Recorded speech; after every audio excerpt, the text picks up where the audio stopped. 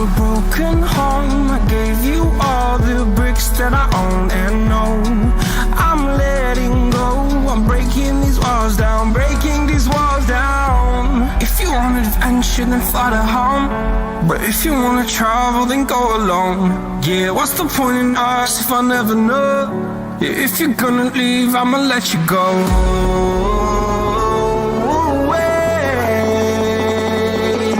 I'm tired of the pain. Go away. I'm tired of guessing time. Harder, harder.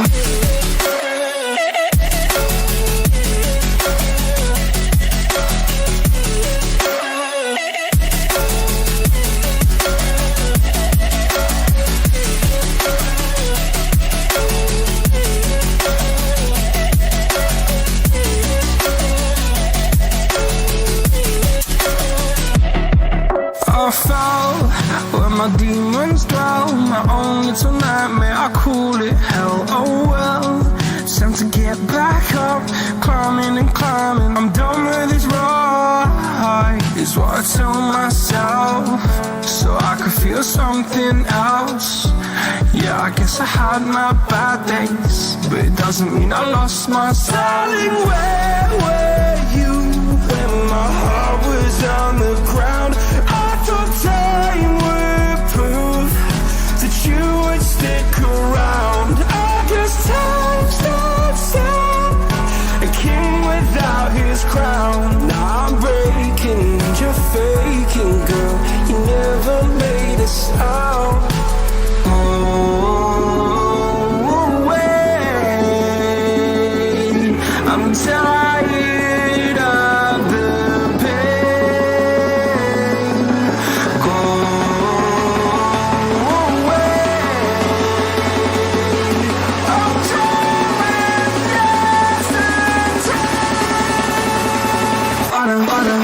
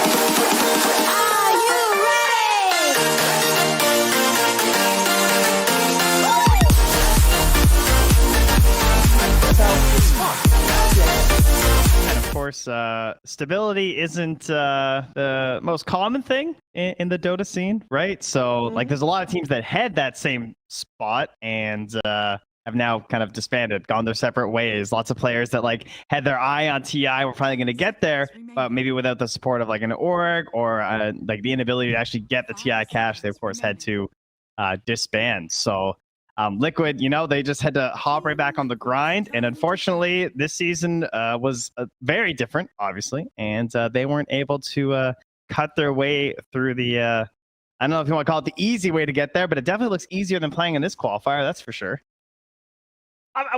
I mean, do you mean the majors or what? What do you mean the DPC. You know, I think there's a lot of European teams that are very happy they're not in this right now. Oh yes, I would imagine so. Peter, both of these squads, Team Nigma and Team Liquid, are the only teams of the Western European region in this qualifier that have actually played at majors. Are you surprised to see them facing off here in this lower bracket round? Well, it's hard to count out OG, right? Being two-time TI champs, like such experience. I would expect them to. I mean, they've obviously put up a great fight so far in the qualifier.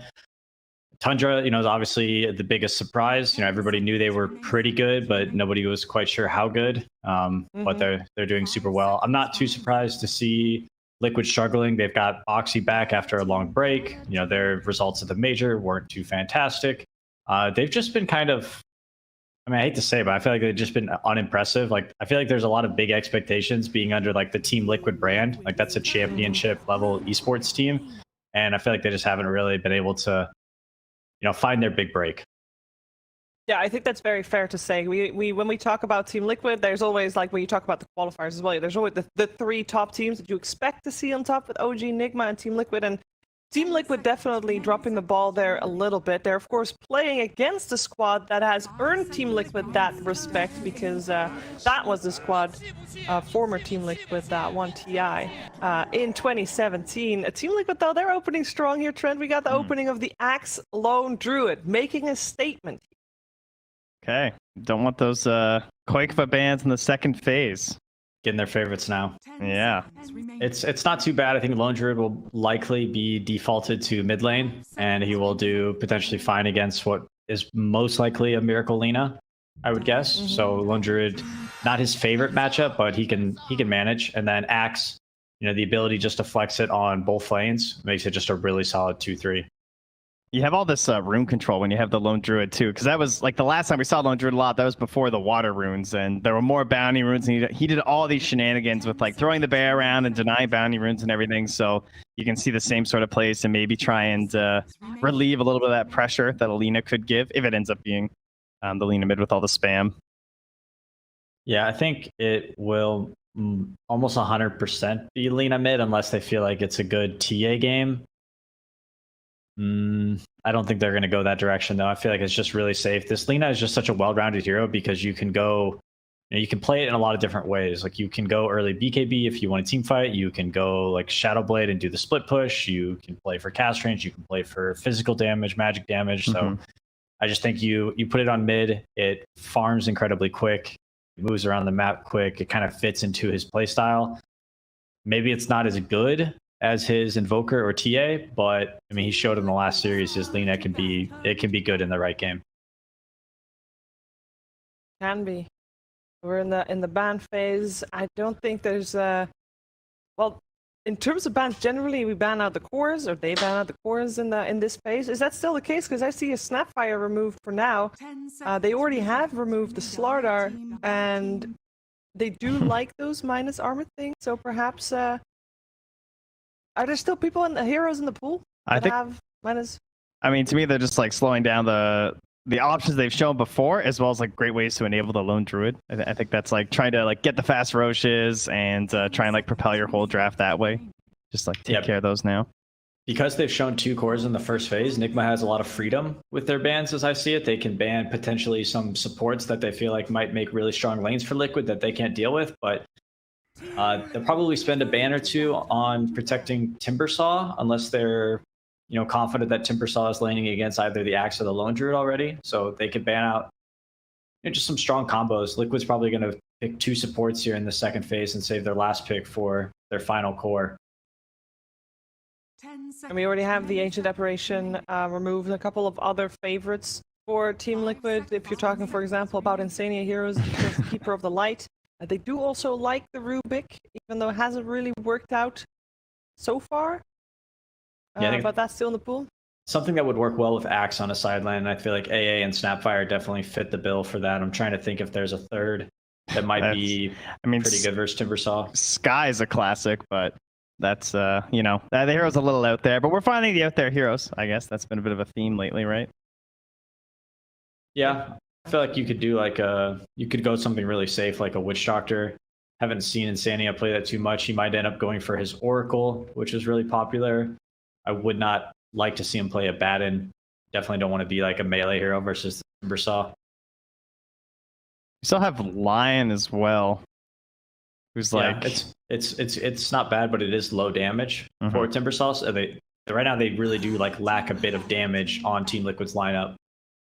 So I would like to see them get something from their supports. Maybe Phoenix could be a good choice for them. You could even do a 5 Phoenix, and Axe could probably carry him through lane, or whether it be off lane or safe lane Axe. I'm curious how the a safe lane Axe versus off lane Timbersaw matchup would go. I feel like Axe will be maybe they both just farm. I'm not completely sure. I'm not sure if one forces the other out. We also still have Hoodwink, actually, speaking of those high damage supports. True. Like someone who could actually follow up on the Axe for the kill. The respect ban there from Team Nigma, the Monkey King. We've seen Team Liquid pick it up a couple of times so far these qualifiers, and it looked okay. I don't think it won, though, but still the respect banning it out. Team Liquid, they took a long time to ban out the Drow Ranger, and they've also banned out the Winter Wyvern. Is there any particular that you see in terms of Just those bans? super bits? Yeah, just super good versus Lone Druid. I think those are two of the best heroes because they can just outrange, and then if they put the Axe in the off lane, then Drow can also zone that out too. So it's just that was a really good bans, I think. Yeah, I like him too. I'm definitely looking at the Phoenix for either side. I feel like Kuro could pick that hero up and play it this game. Wyvern's also, very good against the Axe, right? You can freeze the person who gets called. So a bit of save. You can even ult the Axe afterwards. Take the ILTW Luna away from him. There is with the Luna gone, there is a Shadow Demon in the pool. Shadow Demon could be a potential 4 for GH if they wanted to do Lina mid. And it's, it's good setup for LSA throughout the game. It's also kind of like a hard counter to Luna. Would love to see Shadow and the Demon. Axe too, right? Yeah. Really good. Good save for Axe as well. Ooh, that's hard to they beat. picked their cores in the first 3. Yeah, that is a little bit surprising. Potentially. Maybe we'll get the 5 Axe. No, it's the Insania 5 position Lone Druid from way back when. Something should never be touched again. Pilot Eye Tinker, we just... So the only reason that Liquid would do this is that they've truly felt like Nigma was going to take the Luna themselves. So if that's, that may be a correct read, we'll never know. But we'll have to see, what Nigma decides to pick for carry. And if it's anything similar to Luna, maybe they did want it. All right, write that down. We got to ask that after. All right. If Nigma win, we'll just have to make sure. Double check. Is Medusa still in? It is. Yep. That's potentially something Enigma could go for. I feel like that's been a go-to versus Luna. Just she does a lot of AoE damage. You are this big stalwart single unit. 5 seconds remaining. Looks like Snaking has inspired Team Liquid a little bit here as well with the Mirana pickup, most likely for Taiga. Yep, Ench out there. It's very annoying harass. I love it when it lanes with the Axe because you can just plant a deep ward and dive couriers, and Axe can be cutting creeps and stuff, so you can both be a little bit elusive and mysterious with all the creep shenanigans you can pull. And we started talking about Minus Armor earlier as a potential for Liquid, but Nigma come out with the Phantom Assassin. Yeah, this hero's pretty nice in this game, I would say. He's got the natural evasion for the Axe and his illusions to reduce the damage from that, that super powerful Manta Shard timing. He also has good jump for either support. And that's actually one of the things that Mirana struggles with the most is this. Mirana and Lina are kind of the same where they want to play backline on the lane. But if you can poke the Mirana or if you can poke the Lina and threat that jump with that level 2 blink strike, it makes Mirana's game much, much harder. Also, PA is one of the it's pretty good against Lone Druid because you can jump the hero if he's ever like on position and you have good burst. You also generally go Deso on PA, which is pretty nice for him and the bear. Team Liquid's turn. But that Aren't you matchup worried is about being kited though? by who? You get entangled. You get a lucent beam on your head that sets up for a call. Well, that's one of the strengths of PA versus other heroes. Is that it's really hard to kite a PA because she has the blink strike, whether she wants to go in with it or go out with it. Remaining. Trying to think. Last picks. Yeah, what can Insania get away with here? Assumedly for him at least in terms of a. Oh, wait, he'll have the last overall pick too. Yeah, okay, we can't look at his hero quite yet. I'm thinking tree, other than the timber, would be pretty good. It's like something else to try and stop the PA from doing her like game plan, Like if she jumps in, you force the commitment. Yeah. They have some BKB lockdown already, but nothing wrong with getting more. They're really low damage still, I would say, for this Timber Saw, which is a bit of a concern for me. I'm not sure if they can find damage on position 5. Oh, the Witch Doctor you mentioned earlier actually still looks really good too, because they have the Ench now as well. Yeah. I can't help but think Liquid messed up in their draft here. I don't understand. I don't get why you would last pick your 5 position on second pick.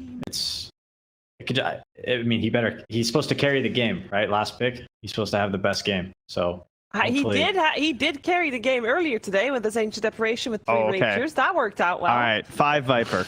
We're in. Yeah, it would be something. We'll get the break. I mean, you said the Hoodwink break too. Actually, is pretty nice for the PA. Kind of rough. This is a really hard lane. Remember, it could be for Lina, right? Still. Yeah. I think that the Miracle will just play it though. I still really like Shadow Demon for GH, and I know he has played the hero in the past, but he could easily play Lina if they wanted a new mid. There's still TA in the pool. Yep. Maybe not the best matchup versus Lone Druid, and they go with the Willow. And there's the Viper. Good call, Trent. But is it 5 or is it 5 axe? Well, that It's is 5 Viper. Viper. 5 Viper is pretty good. 5 Viper coming out. And yeah, the GH Willow. There's not really any surprises in terms of who is playing what this game. Interesting draft. It's kind of all over the place, and we draft order PD weren't really too confident in Team Liquid's draft. Now that you see the full picture, does that change your mind? No, not necessarily. I think the Viper last pick is going to be pretty underwhelming, and I feel like Nigma is on a lot of comfort heroes, so I expect all of them to have like a good game. And if they don't get crushed in lanes, they can delay the game a little bit. Timbersaw will make plenty of space for PA to farm up. Yeah, this game to me, how about you, Trent? Boxy and Taiga need to. We need some serious like snaking energy here from Taiga with those big plays around. It's not so much a like stack scouting. I mean, actually, it kind of is because they have Mind Control and Miracle with this Timber and Lina, who can both abuse it pretty heavily. So if he can sort of like abuse the safe lane by like sniping couriers, scout out the stacks, get Boxy up to the earlier blink, it's those two that really need to make the magic happen. Druid and Luna can be a little bit shaky. I think their win condition overall does look a little bit more difficult. Well, let's see what's going to happen in the first game of Elimination Series for the Western European TI-10 qualifiers. We're heading over to Lyrical and AUI for Game 1. Thank you so much, Shiver. Yeah, Ali, we're here. You know, the final 4 teams, I think a lot of people were anticipating some combination of these ones in the bottom, but it's Nigma and Liquid who have fallen first. Thoughts going into this game before we really get into like the draft too much? Is there one team that you sort of feel is the favorite going into this series, or is it pretty even? I mean, they have played some games in the TI qualifiers, but just because of the format, they haven't shown that much, like any team yet. And I think going in, like most people would put Nigma as one of the favorites to win the entire thing, just because, you know, the performance at the ANA major, their history at TI, just the experience of the team. So I think it is a little bit of Nigma's favor going in. With that said, this might be the hardest Timbersaw lane I've ever seen. Luna Viper looks like it's going to destroy Mind Control in lane. And he's on Dire side, so the wave pulling is not as effective as it otherwise might have been. Quick for look at that. He's scouted out the ward with his bear, so they already know where one of the wards are placed. Just a little advantage they're eking out. Yeah, he was doing that through the very early sets for at any point. So they probably aren't even going to go over to contest for this one. But it's going to be interesting to watch. Like you're talking about, a very tough lane. Insania, not only does he have poison attack skilled up level 1, but he's also got 3 mangoes. So he is just going to be ready to spam constantly on mind control. And you combine that with just a mini stun from Lucent Beam, so Mind Control can't Timber Chain away, which he has skilled at level 1, and the Aura making Viper hit just that much harder. It's a really hard lane for Timbersaw. I played Viper 5 against Timbersaw in NA qualifiers on a joke team, and Timbersaw got smashed in that lane. I had a terrible lane, not a Luna. And I mean, it was you, so if you can do it, then, you know, surely. Basically, like, this guy's going to play a lot better than me. Like, even from level 1, look at this. They're already, Mind Control can't even enter the lane right now. Yeah, that is really annoying. They do get a little bit of a wraparound here from GH, and we'll see what he tries to do. They're going to start timber chaining, actually. Insania, as he steps too far forward. Oh, man, this is a problem. The chase down and the kill. What should have been a 1 lane, and now it's completely turned around. That was a really good read from Nigma. GH just sneaking in from the side, and I mean, now Mind Control, he gets a free wave. The levels that you're most concerned about on Timbersaw are levels 1 and 2. Now, Mickey, look, he's getting pressured in this lane. Oh, man. It's so crazy sometimes the effect that a single decision, a single step out of position can cause on the whole rest of the game. And we'll see how this goes. Insania now respecting it a little bit more, as GH proving it to be the difference maker, at least in that first round. And you can see now some of the strength that's coming back a little bit more for Liquid, but doesn't feel like it's going to have that same potency that it would have starting at level 1. For sure. Because of the start of the lane, now this hard camp has spawned. Usually on Dire, you don't have many play options because your wave pull is not as good. But with the hard camp, now you have some ability to manipulate the creep equilibrium, get Timbersaw to that desperately needed level 3. Okay, well, we'll keep our eyes on that one for sure, as it does look like up top now. ILTW trying to deal with the pressure that's going to come from Taiga and Boxy, and at least so far, he's been pretty okay with it. Got level 2, has himself not a ton more regen, but Kuro's brought out a lot as well. So that's going to be something to watch for. How do you feel like this mid's going to go? I think this lane is Lina favored. I could be wrong because Lone Druid is so infrequently picked and Koikva's a specialist on it. But how I see this lane is you don't even care about hitting Lone Druid's hero. You just hit his bear, and Lina does too much DPS. You can't sustain because the cooldown is very long. And it's very expensive now to buy TPs for your bear. Okay. It'll be something to watch for. And it does look like Miracle in the meantime just trying to focus on farming. He is actually punching Koikva a good number of times. Lina has really good range, obviously, in the mid lane. So we'll do a little bit of trading off there. So look at the bear mid. It's just getting pressured. You know, you just right click it, and eventually you do have to spend resummons, and then you're vulnerable. Top lane arrow. Oh, just arrow in the range creep. Sorry, I thought that was going on a hero. Oh, that's fine. Sure, it will at some point. It's 3 minutes in, and you can see that nobody is getting fully blocked out right now. How much of a big deal is it that Mind Control was able to get to this level 3, and that the lane looks like he's going to have at least a bit of a life down here? Does that sort of shut everything down at all, or do you think it's going to be pretty okay? I think the lane is still going to be complete free farm for Mickey. It's just this lane was going to literally be 100-0 in my opinion. Like Timbersaw would, at points, he wouldn't even get EXP from the creeps. You'd have to pull wave on Dire, on Dark Willow. He's actually going to get to play a Dota game this game. He's doing just as well as the Axe, and oftentimes when you have these strong side lanes, you know, Enchantress 5, Viper 5, it's not about winning the lane as an offlaner, but getting more than what the opposing offlaner is getting. Right now, he's doing a good job of, allowing himself to stay in this one. Gets a couple of denies there onto Mickey, and you can see in mid, keeping that constant pressure on as well onto the bear. And potentially, you're going to be able to kick Mickey out of this lane once you get up to 6 on Mind Control. As over to the side, Kuro makes the move over, able to snipe a courier, looking for a kill, but the battle ensuing, Taiga gonna bring him down.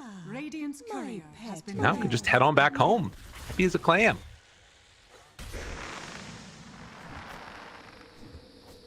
Well, that was not what we were anticipating seeing there, but nonetheless, the pressure being mounted again down bottom. The Cursed Crown to try and stop this, coming up from Insania, and they will be able to force them off yet again.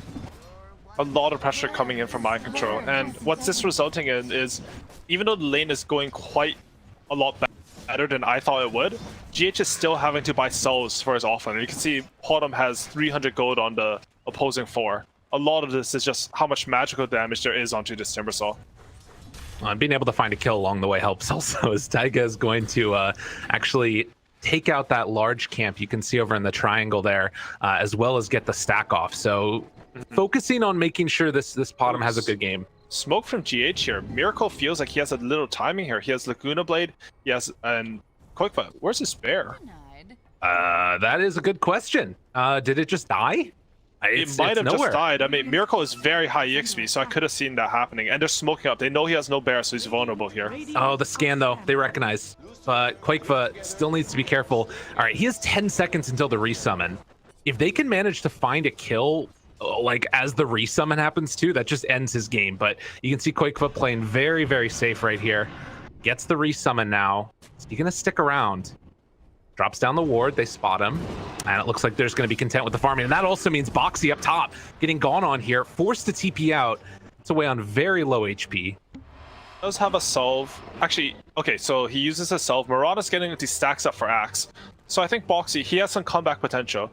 Timbersaw, he's not quite the same. I mean, recently he has been doing a lot of ancient stacks specifically, but they don't have any of those on the Nigma side. And I actually forgot, when I was talking with the net worth of Dark Willow and Palm, this is actually with Dark Willow having first blood, right? Like, this would be even worse, at least because of that first blood. Again, a little bit of result of that from Insania, who's getting gone on now.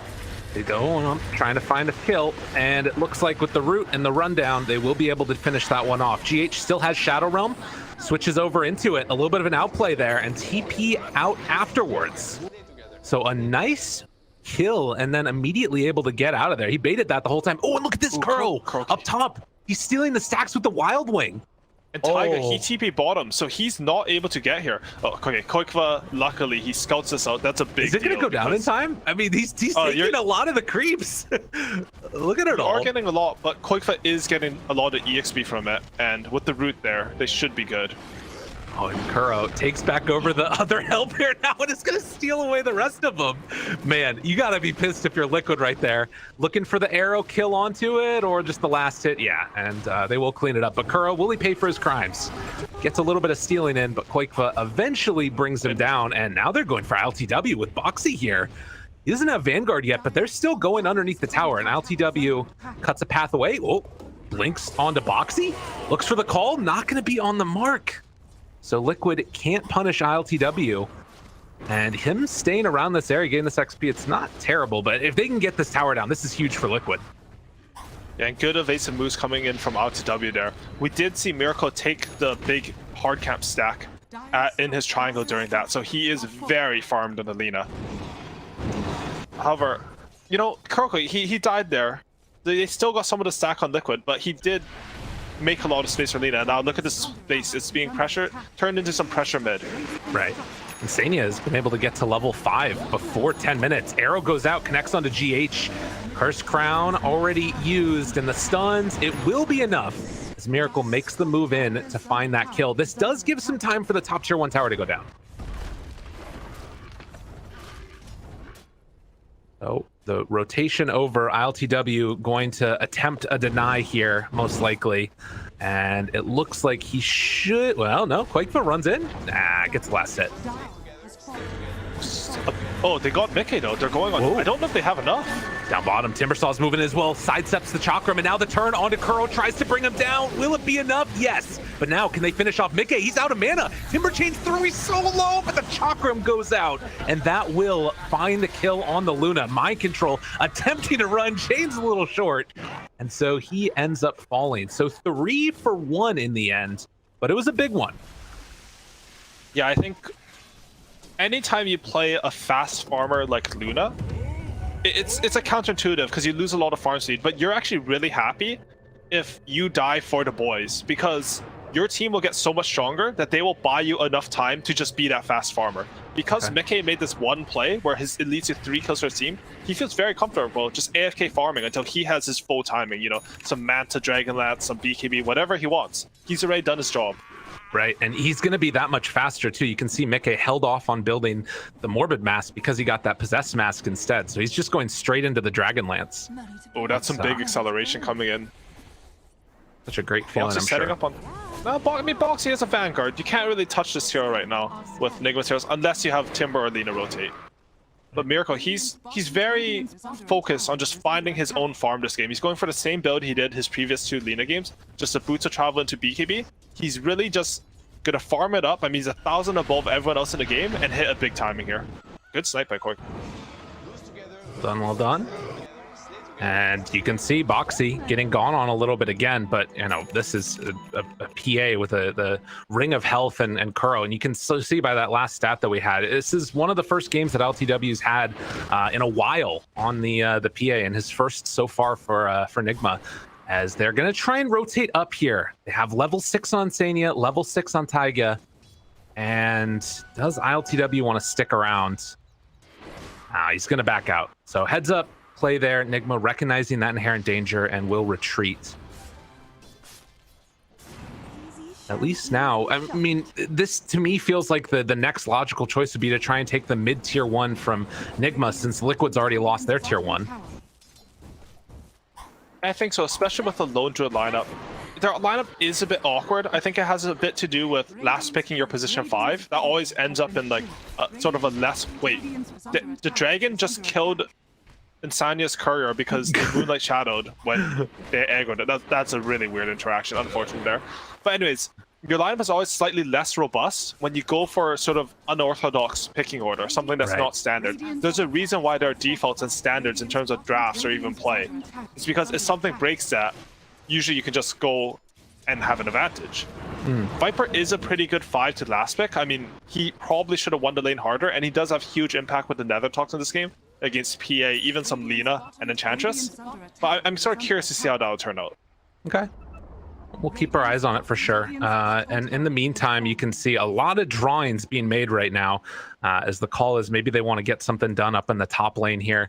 But 1,000 gold lead for Nigma. It's been pretty free over the last couple of minutes. It just feels like Nigma have free reign over everywhere.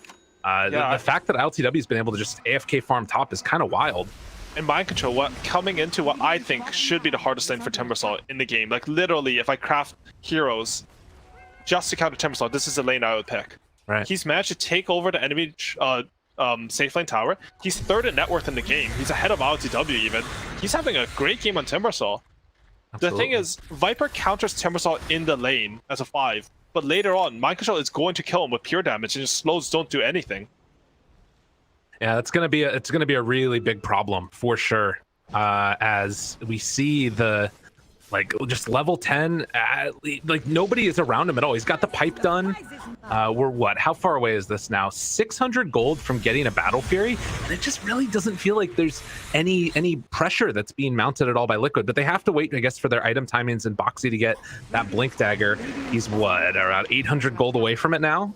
And I think a lot of this is a late Vanguard Blink for an offlane Axe, I think. He's the lowest net worth core in the game, and a lot of this is because of that play made earlier by Kuroki. They were supposed to give that 4x hard camp stack to Axe. He would have been accelerated, which would have let him get this early Blink Dagger, and then Liquid could have made moves. As it is right now, like, who's making the moves on Team Liquid? You have PA going Battle Fury, he almost has it on Nigma. You have Lina just farming up everything on the map, and Timbersaw, he's can't die right now. They don't have any plays right now. Boxy seeing if he can do something in this Moonlight Shadow, but you can see Mind Control has already backed away. They're just doing such a good job of reading the map right now. It's a hard read. Like LTW, he's even going into the corner of the map to farm lane creeps as a hard carry. This is usually forbidden territory to like cross maybe like this line once you, even further closer to tier 2. Like once your hard carry, once your tier 1 has died, you can't cross that line because the enemy usually has control over your side of the jungle and they'll just kill you. But because of the hard read they made, maybe a ward identifying where the heroes are, I'm not too sure what they saw, he's able to get that additional farm and put tower pressure on top. Very impressive. Look at how clumped Liquid's heroes are right now. They're all within their own jungle, basically. No one is pushing in top. They managed to get bot lane out together, but there's pressure coming in top just from one GH, and they don't feel like they have any plays right now. Well, and to be honest, it feels kind of like they're right. Miracle does have a regen rune now, and he's working towards that BKB. Man, he is so farmed. 2,000 gold lead. Over the last couple of minutes, it's been a slight acceleration. There is still going to be this timing that we'll see eventually from Team Liquid, as you can see that they're giving Boxy as much farm as they possibly can. They get the Blink Dagger done. If they can find a pick now, they're grouping together as 4. It could be a little telegraph. Mickey is showing in the top lane. It's going to back out afterwards. See where they decide to go. Telegraphed or not, they have to make this play in order to get map control. Insania, he's read the map a little bit. For this smoke, he saved up 3 observer wards, and they're going to be ready to go here. He even passes an obs ward over to Axe so that Boxy can place the obs ward and jump at the same time. A little bit slow on the connection here, though. Yeah, they're going to put it up on this high ground here and, well, wait for their opportunity. Nobody's showing. Like this should be read by Nigma. Like, all the lanes are in good positions. But and a wraparound. That's your Blink Dagger timing. I mean, they need to get something out of this from Team Liquid. Otherwise, I don't know how they're going to push forward on the map. An unfortunate series of events for Liquid is they weren't able to connect with that. Now, again, it's not all doom and gloom. They still have this strong timing for a while. Like, you know, you've got a Battle Fury PA on the other team, right? Like, this hero isn't going to be doing much for a long time, it feels like. Yeah, we'll see. I agree. It's just, now Miracle, he's finished his BKB. Yeah. PA is going to farm really fast with Battle Fury. And I think most importantly, as soon as this Lotus Orb comes out, a lot of the damage from Team Liquid will be mitigated, specifically the Poison Hacks from Viper. But Team Liquid, they understand their timing. They sort of are in a bit of desperation mode. And if you think you're stronger than your opponent and you want to fight them, something you can do is you can just go to objective and force them to come fight you. So they're doing that with this Roshan. Kuro drops down the ward, jump forward, call is there. Pulling them into this area. Oh, the Terrorize afterwards. It catches onto the Lone Druid, trying to bring down the Viper. Viper said, oh, that's the Miracle BKB. That's huge. Mickey gets caught, gets potentially killed. Oh, they don't have vision. Trying to walk up high ground, seeing if he can regen up a little bit, but Miracle finds the huge call afterwards from Boxy. They needed that one. There was the buyback from Insania as they try and run them down one by one. The escape from mind control. Will it be enough? No. They take 2 in exchange for Mickey. Roche is still very, very low. Jump forward, call comes out, able to catch onto the 2 heroes. They bring them both down. Ultra kill for Boxy. It took him a while to get the blink, but when he got it, it mattered. And honestly, Nigma, they're outplaying them on the map, but Liquid, they make this crucial decision. They force Nigma to come to them to fight, and Boxy, what perfect patience on the blink calls. He pokes the Enchantress to start the fight because he knows that if they just send Roshan, they're going to get feared. Timbersaul's going to go in, they're going to lose heroes just to get kited in the fight. But he pokes a hero to start the fight, resets, and waits for his moment. He got 2 to 3 man calls that fight. Fight see, but I think again like an ultra kill, and man, Liquid are straight back in it. They have the Aegis, they give it to Koikva because they think they might burst the Lone Druid, as Peter was mentioning on the panel. PA might be able to jump the real hero, and all the momentum is on their side. There is something to be said as well for eventually getting, like, it's kind of been a bygone era seeing the Axe going for this blade mail, but if he gets this almost the entire game until like Satanic or something else comes out for ILTW, it's going to be a huge problem for him. For sure. I think blade mail and Axe, it's honestly been sort of underrated at this point somehow because Manta's just become so popular. I really like this idea because he has 2 right-clicking cores on his team in Lone Druid and Luna. I don't think you can try to all right-click your opponent. You need someone to sort of go in, make the fight good, just like he did in the last Roshan engagement. And Blade Mail potentially is a lot better of an item for that. I also want to mention, I think LTW, he needs to go for BKB this game. I like some BKB SMI Satanic. I don't think you can go for Desolator this game. We saw in the last fight, no one can really go in to tank for Lina. I mean, Timbersaw goes in, but it's not the same as a Tidehunter going in. That's Timbersaw's weakness as a hero. He doesn't control the enemies. If you have BKB on PA, you're jumping your opponents, you're creating space and giving like room for Miracle to hit with his 3 far-away soul stacks and even some DD. Like, I think that would be way stronger.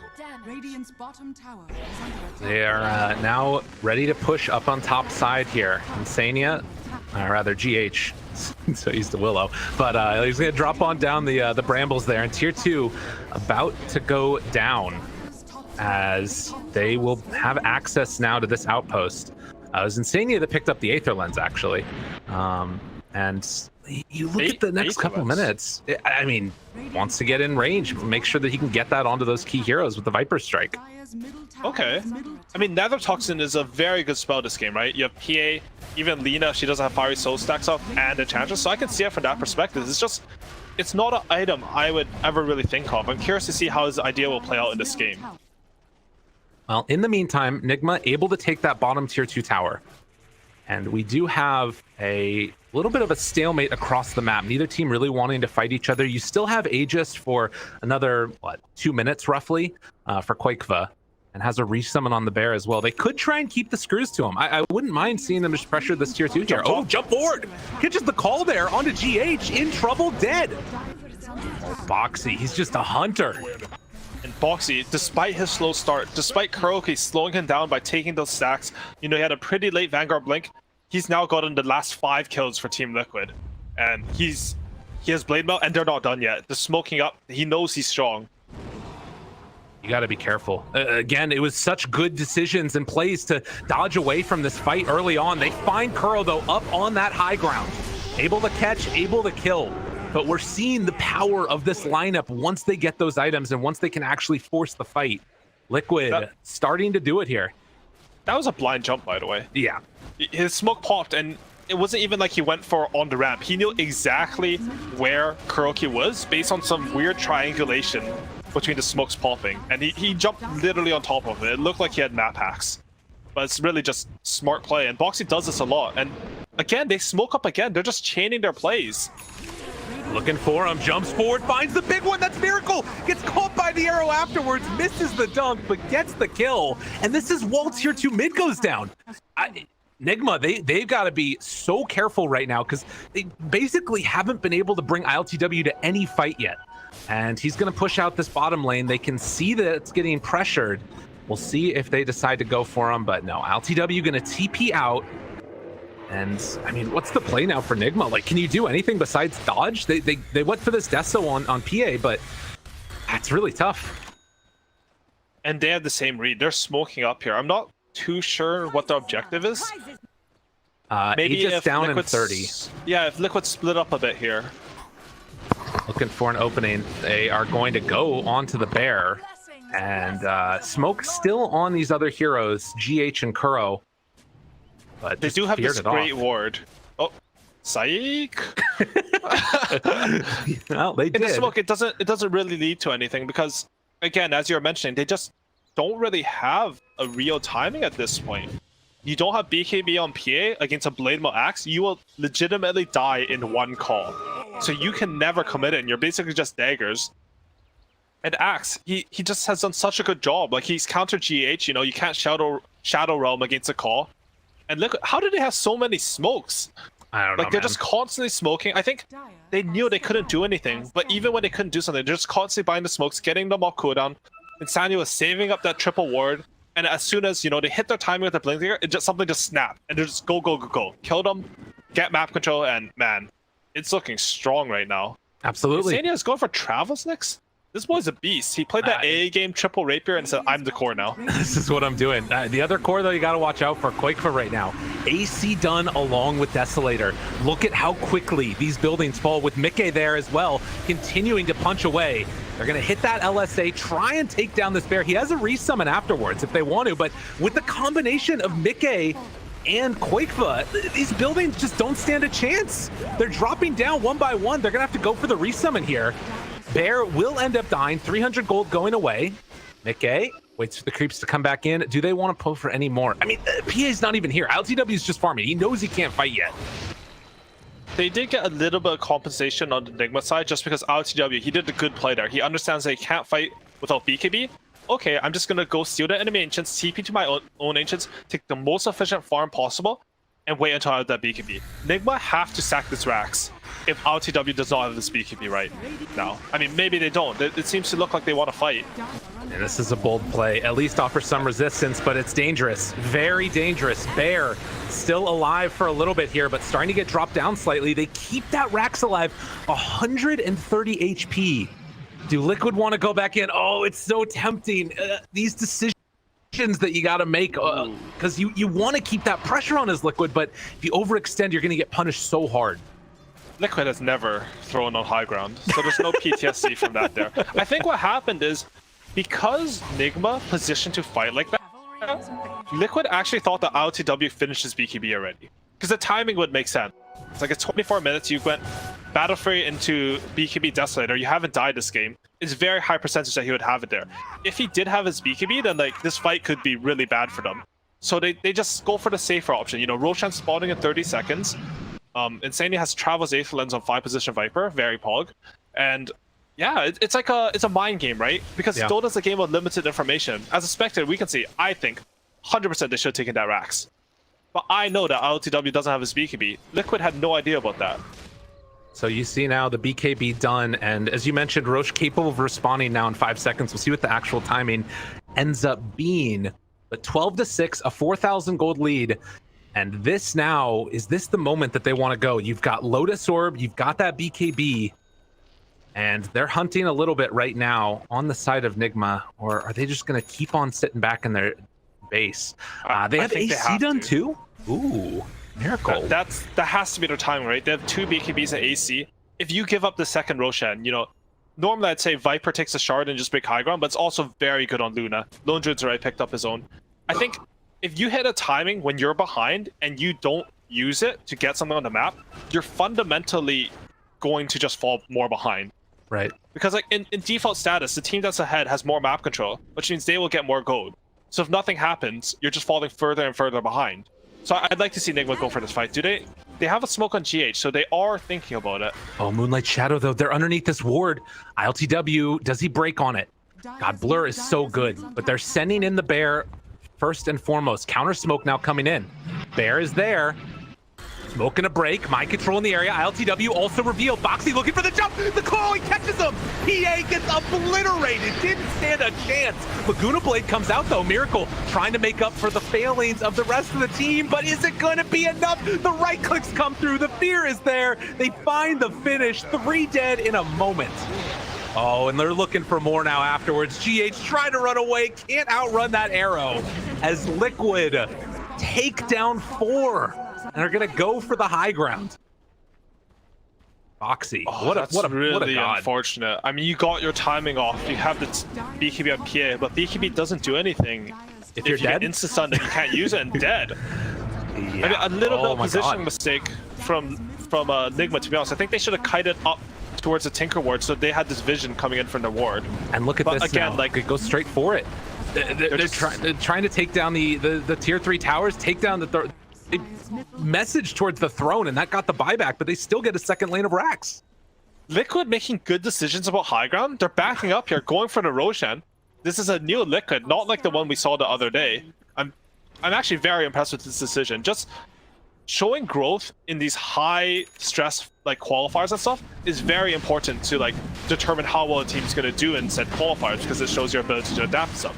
This decision from Liquid to just secure the win with the Roshan, I'm very happy with it. And this is everything right now. This is absolutely everything. And unfortunately, it has gone to Liquid.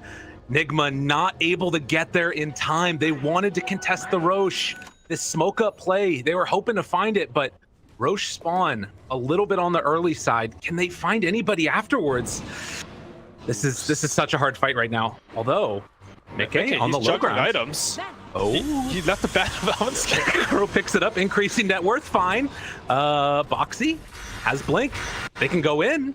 Has to jump out. Nigma just picking up Liquid's items. There's a free cloak of flames. You know, dropping items, literally giving net worth to the enemy team.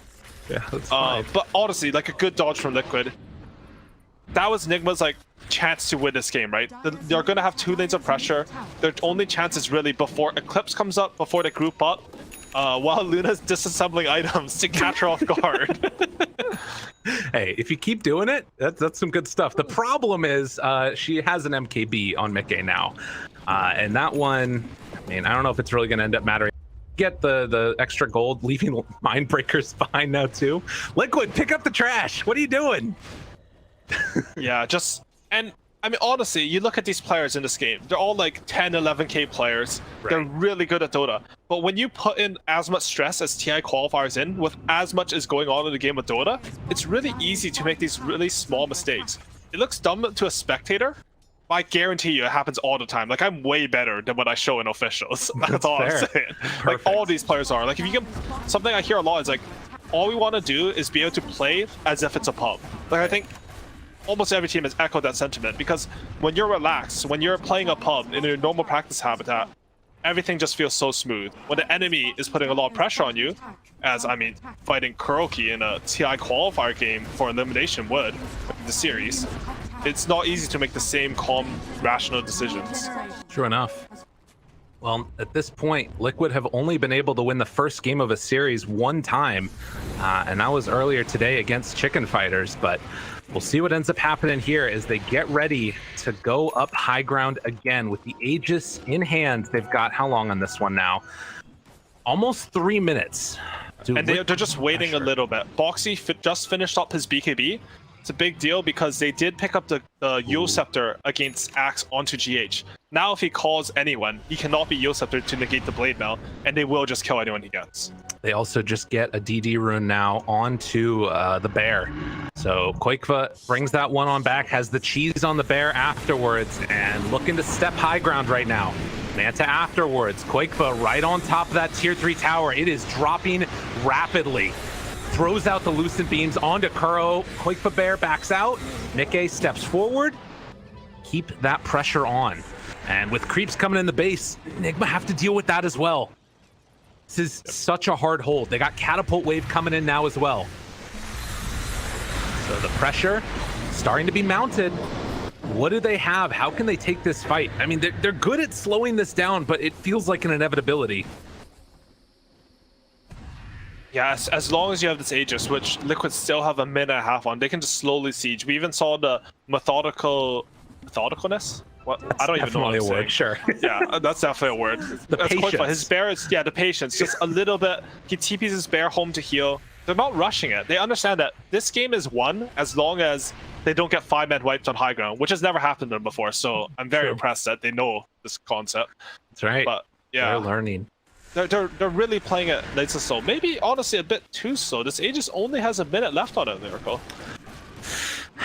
Well, we'll see. You've got just a tiny bit of time left. Nigma, at this point, the tier 3 tower, 1,000 HP left. Root is there.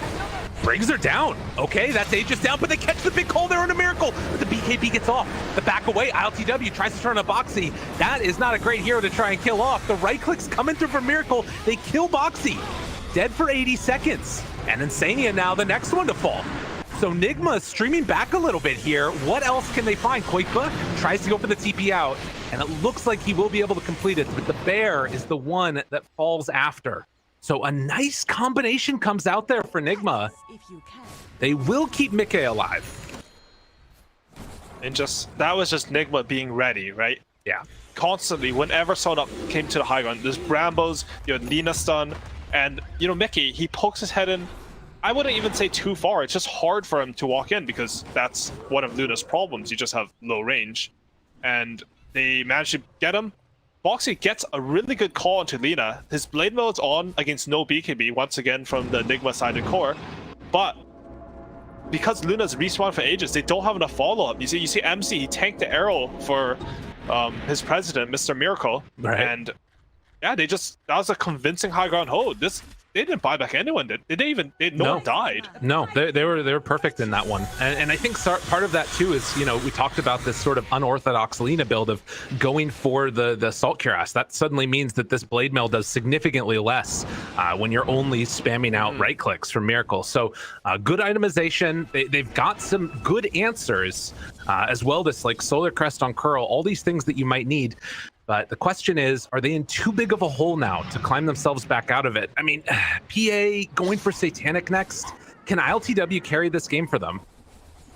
I think 100% Nigma's heroes will outscale Liquid's heroes in the late game.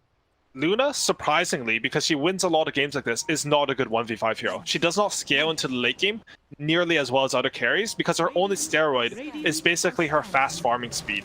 If you're 1v1ing a PA with Luna, Glaives is absolutely nothing for you. You will lose that 1v1 unless you're 1 or 2 items ahead, which Mikke has had for the majority of this game, but you're on a timer.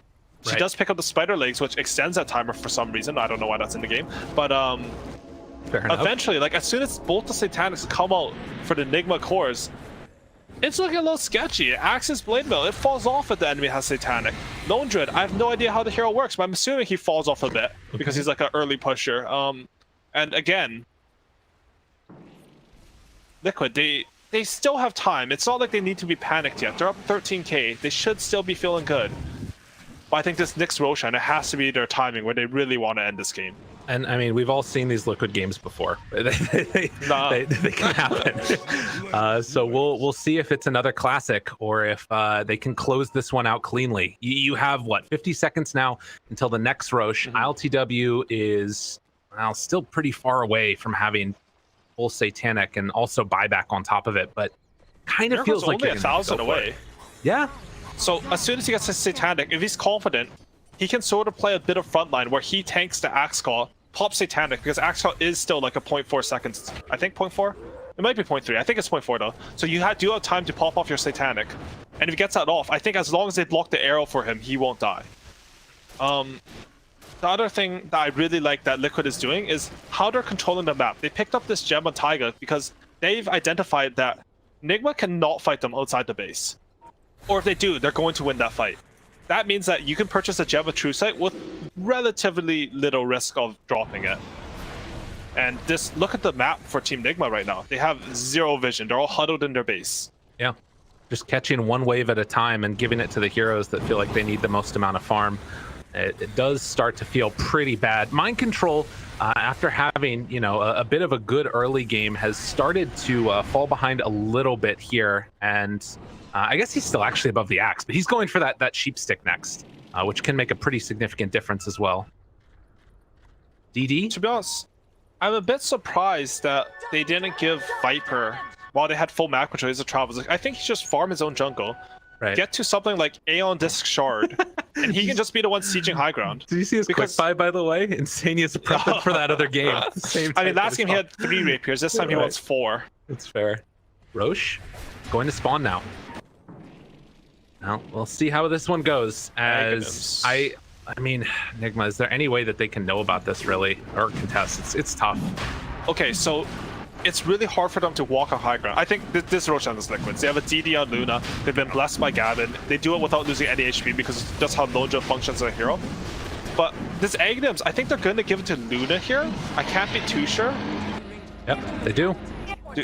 Yeah, so what this means is there's a new condition for breaking high ground. All you have to do is sort of smoke in, jumps on, and just drop the Aghanim. You drop the, I don't know what you call it, I mean, it's just Eclipse. It doesn't change its name. But you drop that, you instantly burst on, and you sort of reset and wait for buybacks. Otherwise, you're just going to take the base while heroes are dead. Because, like, walk up the high ground, it hasn't been working for them. I thought you were going to say something like, the Leviathan. That's the ship that Malik had in Taurus. That's what I wanted to say if I was a bit more clever. But I said it, and my brain just went blank, so... it happens. That's true. You're catching up. Another piece of garbage left on the ground by Mickey. He's pinged it this time, so Insania is going to come over and pick up that juicy Stormcrafter. Very nice this game against Dark Willow and Enchantress and even PA slow. Absolutely. And now they're ready for another round of it. Daedalus done. No buyback for these heroes, but you don't need it if you have that Aegis. Unless things go really, really, really badly for Liquid, which we'll see if it goes wrong or not. Nigma, in the meantime, looking for some way to get this fight happening in their favor. ILTW go out, push the wave for a second. You would love for them to go in and get the next tier of items, but obviously Nigma having no access to the jungle, they can't do that. They haven't got a single tier 4 yet, and like how can they? Like maybe PA can blur out the base, but look at Liquid's wards. They're just on the camps. Seeing if anyone tries to sneak out, they'll instantly kill their opponent. So there they go, up towards high ground. Quakeba punching away. They use the, glyph, nothing. Tower's just down, jump forward, good call. Is it gonna be enough though? They bring him down. Miracle dead with no buyback. He didn't get anything off. Boxy pops the cheese, runs away. And now the bear going to fall, but Mickey, eyes on the prize, tearing them apart as they will lose the melee racks afterwards. Perfect execution coming out from Liquid as they find the man they needed to, get the kill, and now looking to close this one out. What more could you want? And this is very clean play. A little bit of a departure from their performance in this TI qualifier. I'm really wait. What just happened? He just kills Dark Willow with the glaives bouncing as they're going to set their sights on the tier 4 towers, looking for a wraparound there. They want to find the backlines. ILTW, good job, but the turn is there afterwards. Foxy, the man of the hour, making it happen, but GG is called, or not even yet. The Ancient just falls, and Liquid will win it. I was actually, did I mute some of the Nigma players? Like, they're Right. really good banner and pods for most pro teams, but no, the Ancient just dies. I don't even.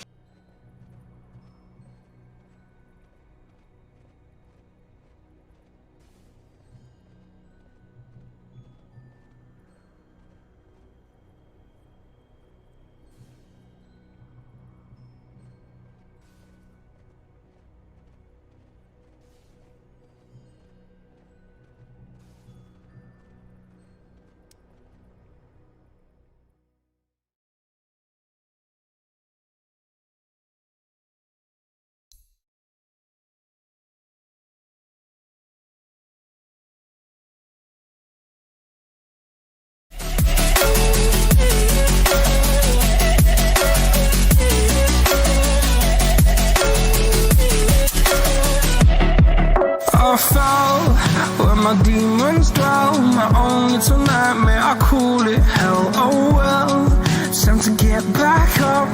Climbing and climbing, I'm done with this ride, is what I tell myself, so I could feel something else. Yeah, I guess I had my bad days, but it doesn't mean I lost myself. Darling, where were you when my heart was on the ground? I thought time would prove that you would stick around. I guess time stands down, a king without his crown. Now I'm breaking and you're faking, girl. You never made a sound. Oh, wait, I'm tired of the pain. Go away.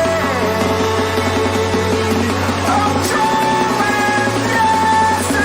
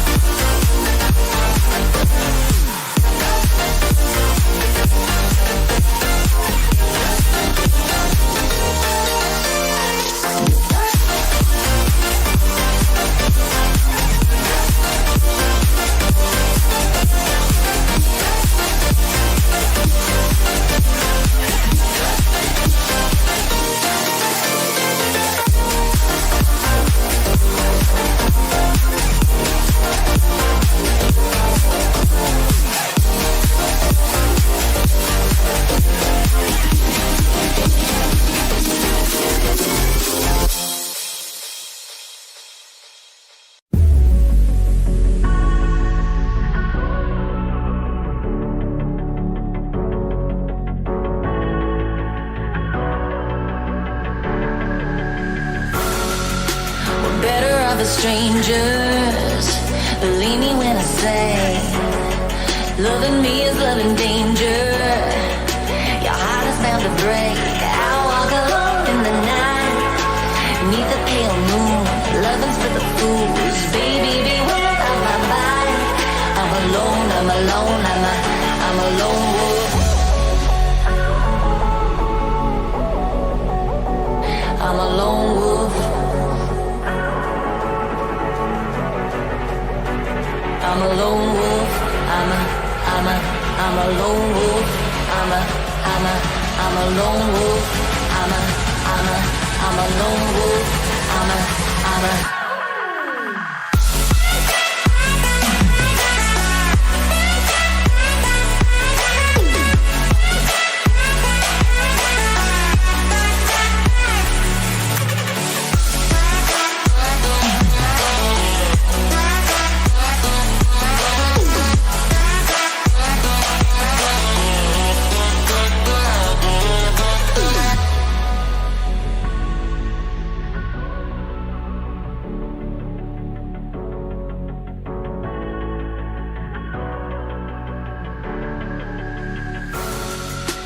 Creeping through the shadows and the corners of your mind. I go where the wind blows. I run but I don't hide. I hear the call of the wild, whispering the name. No, I can't be tamed. My heart belongs to the night. I'm alone, I'm alone, I'm a lone wolf. I'm a lone wolf. I'm a lone wolf. I'm a lone wolf. I'm a lone wolf. I'm a lone wolf. I'm a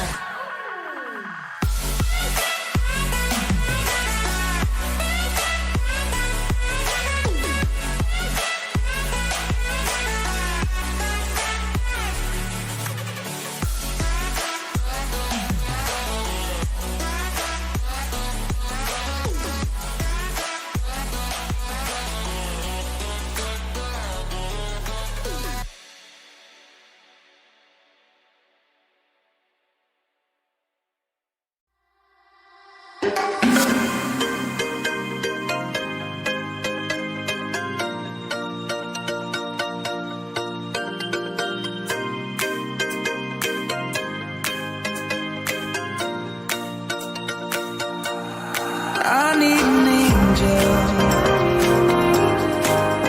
to save me from myself. Holding my savior, keep my heart upon a shelf. Do you remember the things we said, the things we felt?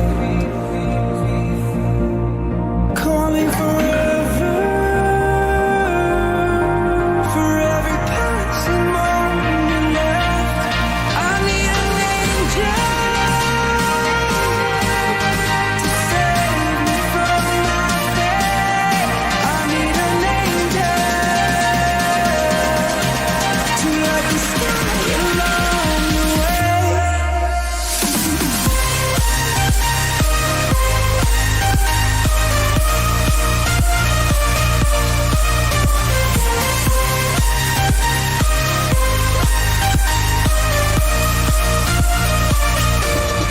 I need an angel, angel.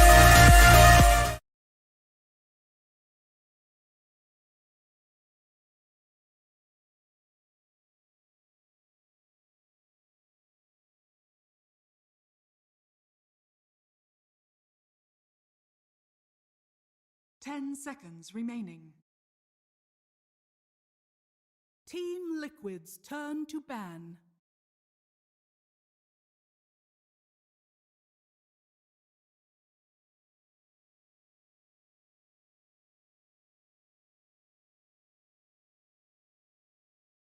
Radiant team ban. Team Liquid's turn to pick.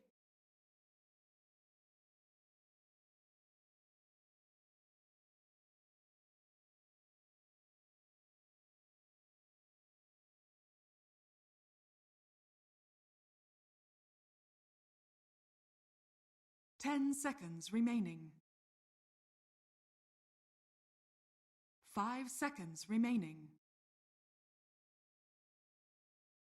Radiant team pick. Lena. Radiant team pick. Team Liquid's turn to pick. Luna. Liquid is 1 game up against Nigma here in this best of 3 elimination on the line, and that means potentially Team Nigma 1 game away from not making it to TI, which would be a big blow, considering they were second previous TI. Of course, Kuro has participated in every single TI. Oh dear goodness, Peter, Trent, welcome to the draft as well. We got a spider problem coming out from Team Liquid here in game 2. Yep. So I had some theories. I was a little confused on Liquid's previous draft, taking that, taking their 3 cores in a row, taking Luna super early. But I think part of their plan was to deny the ILTW Luna because that's been far and away his best hero, right? So get that out of the way. This game, Nigma pushing the priority on the hero, 2-3ing Luna, and Liquid takes their favorite counter. Many teams would take Terrorblade this spot. Liquid takes Broodmother. I think we were actually just having a discussion about taking down safe lane towers and how beneficial it is when the offlaner actually secures that tower. And whenever I think of that, I just think of Broodmother right now and how it's it feels like the freest hero in Dota to secure the tier 1 tower because you hit 6, a couple heroes rotate depending how strong the enemy carry is, and you just nuke them to death. And it's so hard to defend at that moment. And they're just taking care of these heroes that stop you from getting the tier 1 tower, right? Yep. And that's just how you play Dota as Brood. And if you can't stop that at 7 minutes, the game just feels impossible. I actually think one of the best ways to deal with Brood is to have your mid hero deal with it. So I'm willing to say it. I think Pangolier mid is probably the best counter to current Broodmother. He just gets early items, and then he can kind of park himself in your own jungle and just easily just kill those spiders whenever Brood shows. And I think defending the tier 1 tower against Brood is too difficult, but it's really important that you don't lose your tier 2 tower too quickly. Otherwise, you're gonna they're gonna flip the map and you're gonna lose the whole thing. So as long as you can kind of maintain your jungle, you're gonna find opportunities to kill the Broodmother, or at the very least trade farm with your opponents. Does Miracle play Pango? He hasn't played it in a while. I don't think he will play it, but other teams, OG, whoever, right? If you're listening, take if you're listening, you want some advice, call up Peter. He's available. I'm available. Easy advertising. We got the Terrorblade still banned out, of course, Slaughter as well. Do we want a super hard carry coming out from Team Liquid in this one, the Mickey hard carry, or is this the type of game where you would like to see them go for a faster lineup? Of course, Leshrek comes to with just pushing down towers really fast. I've been talking about it a lot, but I'm still waiting for Bristleback to make an appearance. I feel like that hero is... We saw him today. Yeah, we did see him today. I feel like he is... Well, that's fine. I feel like he is I think Bristle mid is the counter to these ranged heroes that want to farm their triangle early in the game. Putting a Bristleback mid means he will most likely be the most farmed, if not the second most farmed hero on the map. And I think that because he's level 8, level 9 when everyone else is level 6, if you have Vanguard or Hood, they're not going to be able to deal with you, and you can just walk into the enemy team's triangle and take that farm away from Luna, who picked this early, hopefully struggles in lane. That's the SA Dota special. We were all about Broodmother, for Bristleback for a couple months in the SA games, and it felt like I was really surprised the hero didn't take off as much in other regions with how strong it looked, based off of the fact that it abuses stacks, it can contest stacks early. These ranged heroes you're talking about, Terrorblade tends to be, single target focus, but the Luna is based, I would say, balanced around AoE and stuff. So when you have this Bristleback, it kind of feels like she can't shoot through him unless she gets the perfect eclipse. Yeah, exactly. And I was gonna say, if the Bristleback goes Hood, then all of a sudden he's that Eternal Shroud item is also quite good on Bristleback, and that can help you deal with the Luna ult. I think Bristle is also insanely good against Medusa for a lot of the same reasons, but this Luna and Medusa are sort of similar heroes to some extent. Couple of stats on the Pango for Team Nigma, by the way. Miracles never played it in a pro game. Mind Control's played it once, but that was in 2016, so I don't think we're going to see that. And now with the Mars picked up as well, that looks like that's going to be Mind Control's hero for this. I was wondering probably. if they AA, but they banned the Void instead, so now it's kind of hard to make the AA work as Liquid. I feel like that's like their best AA hero. Like there was that one specific game with Liquid where they picked AA and Void, and their core damage in the Chrono was really weak, and I didn't think it was going to be good enough. We kind of felt like that was going to be the problem, but they were so consistent at always hitting that because there's no force staff save, right? All the other games, people are just like saving from this AA blast with it, but the Chrono prevents that, so kind of a nice counter by Nigma to ban that out. And you asked for it last game, and now we'll have the Phoenix there, Peter. I really like it. I feel like Broodmother, you can put this Phoenix on either lane, but I feel like Broodmother can be a very strong laner, and he can kind of carry Phoenix through the phase. And having Phoenix in the game now up against Tusk, Mars, and Luna, I feel like you're set, right? Like the Phoenix will even be good on lane against Tusk by slowing attack speed during tag team. Phoenix is sometimes a weak laner, but this game I think he'll do just fine. And I think this is a Kuro Hoodwink now, which we saw him play before, and I was not very impressed with. So liking what Liquid has going right now. We're seeing this a lot versus the Broods. People seem to keep going back to this hero when it doesn't necessarily look like otherwise an amazing Hoodwink game, I feel. Like they're trying to like abuse the running through the trees or something. And at least it's a range versus the egg, but another Chaos Knight coming out now. I think our second so far. Now for Liquid. Oh, so does this Brood play mid for Liquid? I mean, it is a Quake It's for the Quake Brood, most likely. But we also know they are very, very willing to send Boxy mid. So true. That's the issue. Then they can put the Mars mid. That might be part of their reasoning here, right? Yeah. Well, you could even do Lina as a 5 position if you wanted to, if you're laning the CK with her. I think that's like the one thing that enables Lina 5. It's actually a strong laner in the safe lane if you have a stun. So a lot of flexibility for Liquid right now in their draft. Yeah, or I guess even the AA still. You can pick a new 5, you can pick a new mid, you could pick a new offlaner, you could pick a new carry, right? Nigma probably has no idea what's coming at them. Yeah, and a lot of the Insane heroes are still in. The Oracle's also there if they wanted like a single target save versus the Mars and the Tusk and even the Hoodwink, I guess. Like they tend to like kind of all stack everything on one hero, I feel. Yeah, Oracle could work. I also wouldn't mind the Abaddon too much either if you wanted to play that. Yeah. A lot of dispelling those Hoodwink stuns, helping out with the spear stun. You can't really die to a Luna ult as a Abaddon, right? You always get your ult off and survive. So why do you think they chose Chaos Knight?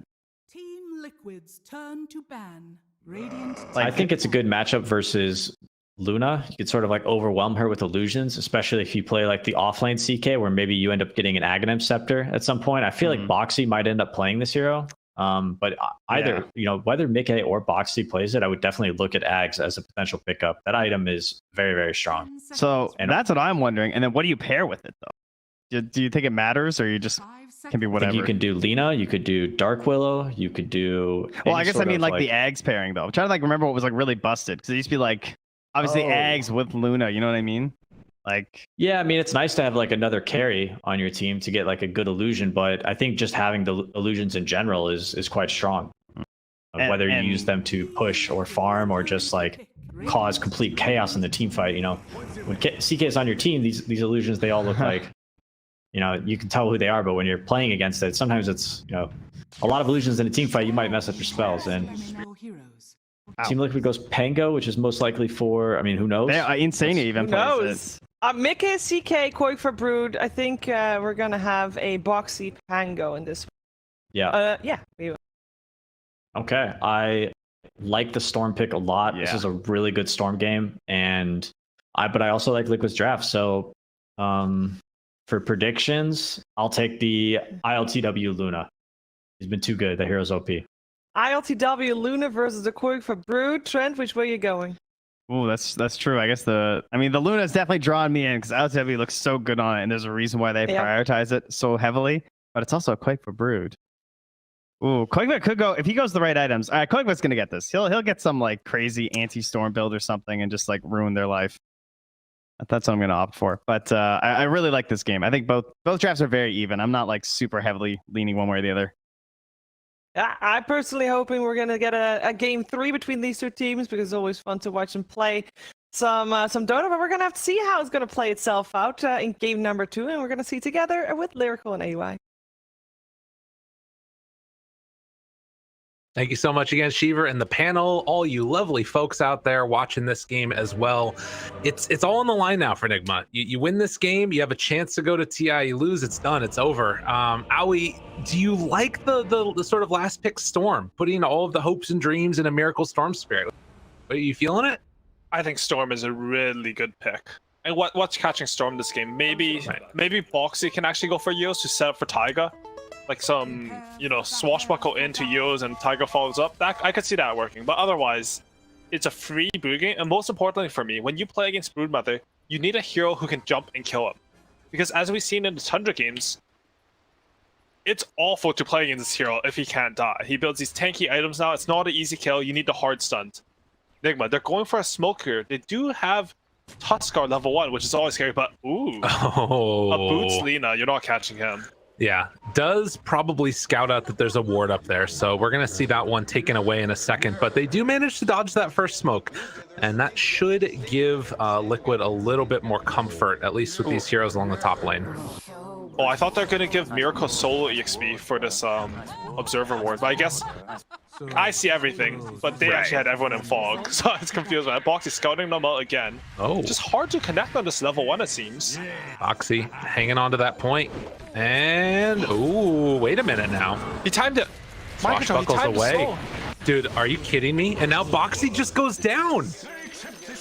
I mean, oh, that was some greed, but a really good play there by Mind Control to catch him. Really, really well done. I need a little bit. I'm looking up how fast you move on Pangolier during Swashbuckle. Okay. So carry it for a bit. All right, no problem. Let us know how good that was. For now, at least, that's the type of play they need. You move at 2,000 range, and he got him like instantly. And there's a cast animation in God's Rebuke, so you're basically predicting when Pangolier is going to use it, and that's huge. Now Miracle, this hero that we talked about, who can sort of take over the game, he has First Blood. This is going to change the matchup. I mean, Boxy doesn't even play mid, and he's against First Blood Miracle. Definitely. It's also now, they're able to get 3 bounty runes off the back of that as well.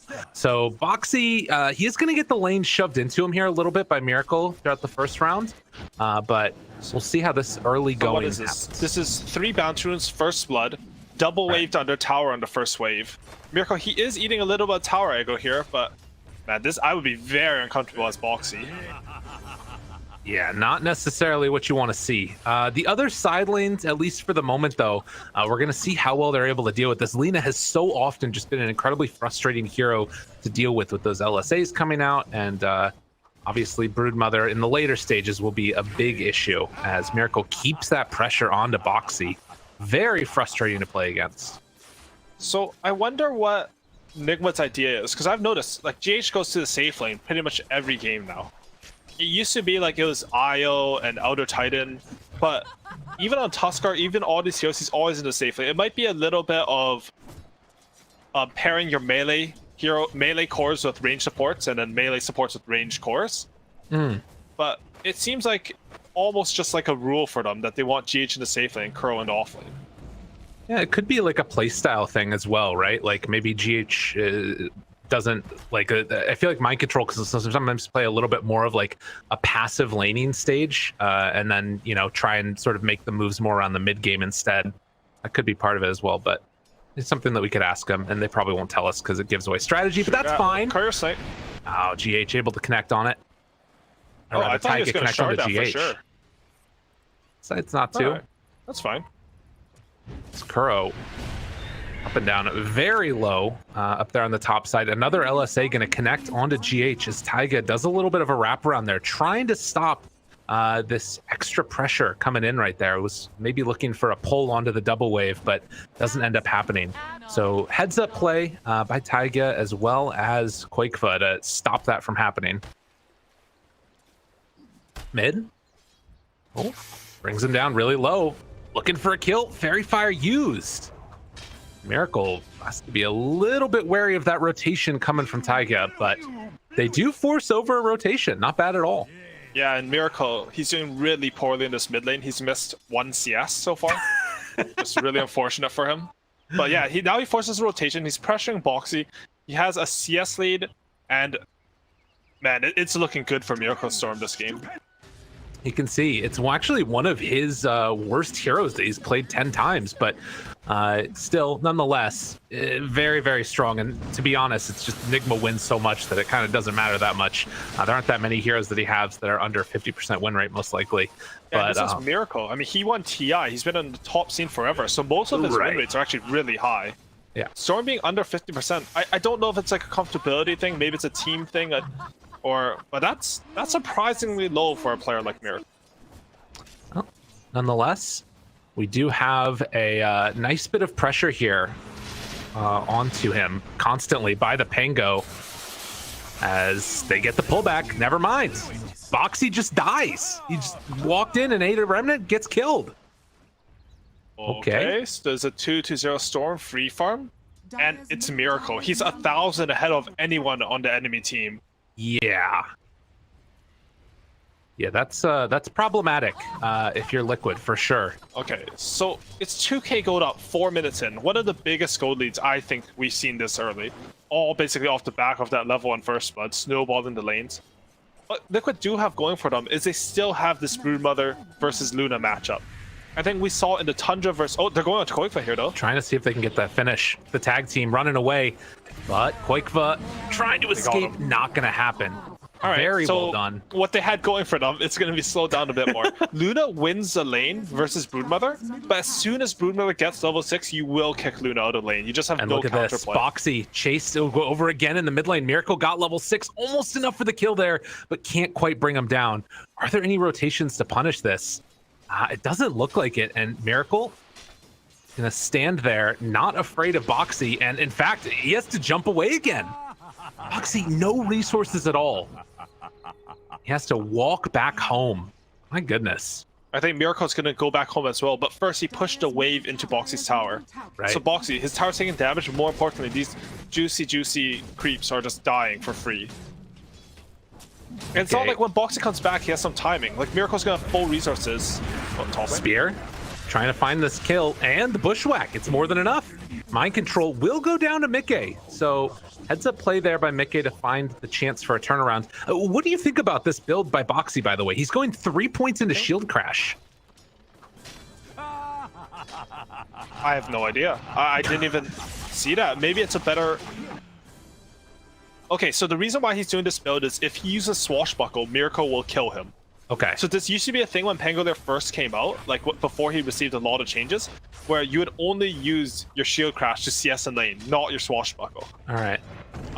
So I think that's why. It is a skill that got buffed a lot. It's one of the best value points, but I've never actually seen this. Very interesting. I've seen Pangoliers go like 2-2-0 versus Linas and stuff, where they're only playing for the Speaking CS. of Lina, down bottom, they're going for a quick kill there on the Taiga, able to get him. ILTW tries to back away from Koikva, has the stick charge to back out, and now the Lucent Beam, the turn. Koikva, he's got to be careful. They have shards still. Thinking about throwing it out, waiting for the opening. Catches him, but not enough for it. Wait, goes back in. Oh, GH, does he get outplayed here? Snowball over to the creeps to try and go for the escape. Tower hit going to follow, but he has enough HP to live through that one. In the meantime, they managed to take down the Phoenix up top and now trying to turn to Mickey. Oh, he coin points down the tree. Nicely done there, and the spear won't be enough for the finish. They're bringing in more heroes now to try and catch on the kill on ILTW and the LSA. It's going to connect. They take down the Luna, and that was during the TP. And this, you know, there's been some plays bottom. Nigma have really been holding it together, getting a couple kills onto both the Lina and the Broodmother. But now, Luna's going to be gone from this lane for so long. No teleport score, as you mentioned. So Koikva, he's getting to that level 6. And again, as soon as he gets level 6, Luna cannot stand in lane versus him. They have to rotate Mind Control or Storm over to the lane, which makes your map just a lot more vulnerable. True enough. And that's going to be something to watch for. Obviously, if you can find the punishment and kill Koikva at that point, everything's all good. But could be a little bit difficult there as... Miracle is still 2 levels up on Boxy. He's so when he comes, net worth at 7 minutes. He's doing really, really well. He's doing all right. Okay. Honestly, this entire qualifiers, I think Miracle has been, they've been feeding him the good stuff because he's like solo killed Thompson. He's won his lane pretty much every game I've seen, and he's beasting it. Definitely. He's looking like Ooh, if and not a haste rune. that's a good rune to get. Taiga was trying to get a little bit of rune control, but I mean, God, again, the top net worth in the game, solo kills twice, and now also he's getting rune control. Like this is kills twice. I mean, the I first guess kill that's not was true. 5-year-olds, but honestly, Maybe it wasn't solo kill. Nah, I know what you meant. Like, it feels like with how much dominance he's put on mid, it's basically like, and again, like, look at Boxy. He gets a lucky disarm because I think he was dead there. Looking for Taiga instead. LSA comes out. Wait. They managed to find that kill. Koikva turning on to GH with the Spider Army, but the arena comes down. They catch him, trying to bring down this Broodmother, and it looks like Koikva will fall. LTW with the double kill. That was much needed as they shut him down even further. This Broodmother struggling. Yeah, and really good rotation coming in from Team Nigma here. Miracle is actually going on Boxy at the same time. I think he lived with 1 or 2 hits just because of that raindrop. And, you know, I was talking about some defensive option where you move Luna out of the lane. Nigma on the next level, they're like, you know what? Our Luna can't lane versus a Brood? Let's just kill the Broodmother. Problem solved. It's a much better play if you're not forced to do things that you don't want to in Dota. You always want more options. You always want to be in control of the tempo. Mars rotating bottom, easy double kill, that's good. Bushwhack afterwards. Miracle finds himself a quick and easy pick off there on Insania. And we also have, I think, coming out on the courier for him, yes, indeed, it's going to be the Fairies Trinket. So getting the perfect neutral items. We'll see if they get a Possess Mask or not. But it looks like they're going to get that on the side of Liquid instead. So no Possess Mask for Nigma. Ooh, they might die mind control here. He whiffed his spear. They've brought down Mickey. A lot of heroes coming into that area. They pull him in and they kill him off. So a good reaction by Liquid to make this play. And this is, you know, obviously the answer to bringing that Mars down there. Just bring overwhelming numbers by Liquid, and they're going to take the tier 1 tower. And that's a huge play, as you mentioned. You can sort of imagine your map. If Broodmother can't take that tower, sort of similar to the Beastmaster game we saw in OG versus Nigma, like, you don't get the same type of gameplay that you expect. I mean, OG still ended up winning that game, but Nigma really slowed them down here. They've read the map in the same way on Liquid, and they realize, okay, let's just bring our carry, bring everyone, bring the family, kick out this Mars who has no arena, take the tower. And if they don't react to this, Koikva's going to start taking over a little bit more of this map. The entire jungle is gone, and Nigma are attempting clear out this tier 1 tower. They've got a catapult left, and it doesn't look like Liquid have any intention to defending it. Instead, they're going mid. So Miracle is here, half mana, tries to kill off the catapult, but it's punching the tower. Are they going to bring heroes to defend this? Oh, they're smoked up. Kuro, GH in the area, killing off this creep wave. Koikva shows for a second. Do they decide to go? Luna has Mask of Madness. And there's a chance for a jump now. Big jump. LSA trying to predict it. Almost got it. But they find a really nice stun coming in from Boxy. A little bit of a dodge for the moment, though. The back away. Tower's dead. And they get out. Liquid, knowing the limits and executing perfectly. Yeah, and they understood that they could not defend their top tower. So what did they do instead? Like, do you know what's worth more than a top tower, Lyrical? No, I don't. Please tell me. It's you. Oh my God, I really like that line. I don't know why. Sorry, there's a chess streamer, YouTuber that says that a lot, and I find it really funny. But the mid tower is worth more. So despite Nigma, they chain in their plays. Liquid, they strike back, you know, they kill mind control ball to get the tower and chain it into their own mid tower push. Now they're ahead. Despite being 2k gold behind, they're ahead in terms of tower map control. And GH, he's being out, trying to get away. Chilling. Makes it happen.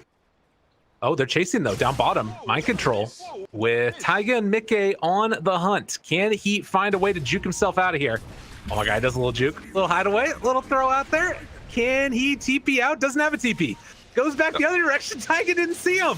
Oh, and the roll in from downtown. Miracle coming to help his buddy.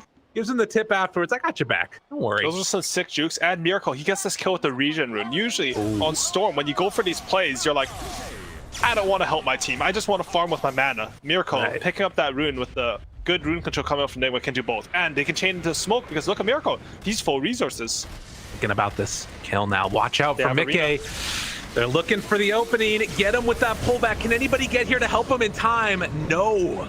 ILTW appreciating what he's seen out of Miracle, and Miracle goes into the Spider Army as they will respect the strength. I mean, again, everything that he could possibly need this game, it feels like it's been given to him, and trying to carry this game for the rest of Nigma.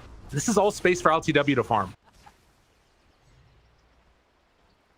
Yeah, and both the cores on Nigma, they've done so many correct things, and it's just resulted in this huge net worth differential. The lead is 4K, but most importantly for Team Nigma, the lead is on the two heroes you would want the gold on the most. Gold is not like this. Gold is not worth the same on every hero in Dota, Right. and you want a lot of it on your cores, and it's just perfect for Team Nigma here. Well, we'll see if they can keep up that momentum. Liquid, obviously, still, they've taken down objectives. They have this spider that is an absolute menace going now towards that type that we've seen so often. But it does sort of have the feeling like, oh my goodness, they just killed all those spiders. That is, I mean, still not that much gold if we're going to be honest. The brood spiders, I feel like, should give a little bit more than that. I think so too, but most importantly, when you kill those spiders, it's not about the golden EXP you get, it's the fact that Brood has to reset her map control. Because it's similar to Chen, right? You have to rebuild up your army. If Brood has spiders there, perhaps they can take a fight to contest bot rune. Instead, Miracle, he picks up another haste rune. I mean, because he's so dominant mid, he's also gotten pretty much every rune this game, which is what allows him to be so active. I mean, he's 5-0 while keeping up with a Luna in farm, which is insane. All thanks to how much rune control he's had this game. Kai Assange completed for him now, and going next into that Orchid. In the meantime, you start to think about ways that Liquid can get back into this. All of their cores are behind the rest of the cores, pretty much, of Nigma, with the exception, of course, of the Mars. Mind Control just sort of inhabiting this bottom lane and not letting Brood pressure it out and take that tier 2 tower. Has the Blink Dagger done now, though? Do they try and make something happen with this? The Mars Blink? Yeah. Okay, yeah, for sure. I think you keep hitting your timings, even when you're ahead. But Team Liquid, like, I'm trying to think about what they can do to come back. Liquid, okay, dodging a storm. Pulling him in, though. Insania gonna get caught, gets the egg off. He also got some spirits off there as well. Nigma, do they fully commit to this? This is bold. They all walk in, snowball safe for the moment, though. Kuro tries to back out. Mickey under fire, in trouble, and dead. GH, can they chase forward though? Can they bring down Miracle? Zips out of there on nothing but the TP, not gonna complete. They find the kill, much needed, and Liquid. They still lose 3 for all of that. I mean, I don't know if it's good enough. Yeah, they're gonna lose another one. LTW with the triple kill. I mean, I think we might have forgot who the real carry is in this game. Yeah, he's 9K net worth at 50 minutes now. I think the golden standard for free farm Luna is something like 14K net worth at 20 minutes. That's if you absolutely free farm, and he's going to get really close to that this game. And I mean, because I'm trying to think of how Liquid can come back into this game. I think a lot of it has to do with baiting Nigma's heroes in. You do have the egg, I mean not anymore, and you do have the Pangolier roll. These are 2 spells that, honestly, no matter the net worth differential, until it's like 20K or something, like, you will always have comeback potential. Maybe play on some side lanes. You have the Brood to force them around. It's a bit scary because of how far Storm can jump with the Kai Assange, but that's our best chance. And Kuro? Oh no. They're chasing him down. Monka. And all the spiders. The pipe will break it. Tries to kill him off. And will Miracle finish it? It looks like it with the shield crash coming in at the end. Nigma able to take that down. Kuro got brought down to half HP with just 1 round of spider bites. Was Quickfast stacking them? I didn't see the start. Yeah, I know yeah, a lot of players, they all you do is you move your spiders in your webs and you shift click 1 spot back and forth, and they'll stack up and look like only 1 spider. And then Kuro will like chilling, and he'll just get 1 shot. It's a really satisfying feeling as Brood, and really annoying against him. It's like a Muta micro or something. Crazy. Yeah, I mean, sort of, yeah. Right. Okay, and they're going for Roshan. They have the level 4 Luna aura. Part of what makes this hero so strong is just how good she is at taking objectives. You know, Mars will tank it up with the Bork, and I wonder who's going to take this Aegis, because normally Storm is seen as like this best Aegis carrier, right? Huh. But I think I would want to Luna this game just to hit buildings. We'll see though. It's fair enough. The slowdown on the ILTW, bushwhack afterwards, connecting. It does look like Liquid want to contest for this. Egg is back up again. Boxy has that roll. This is the perfect place for them to fight if they want to take this engagement. Roche down, very low HP. They can't scout inside of it. Quakefa tries to make the move. They're going to see Roche now. Jump forward, finds him.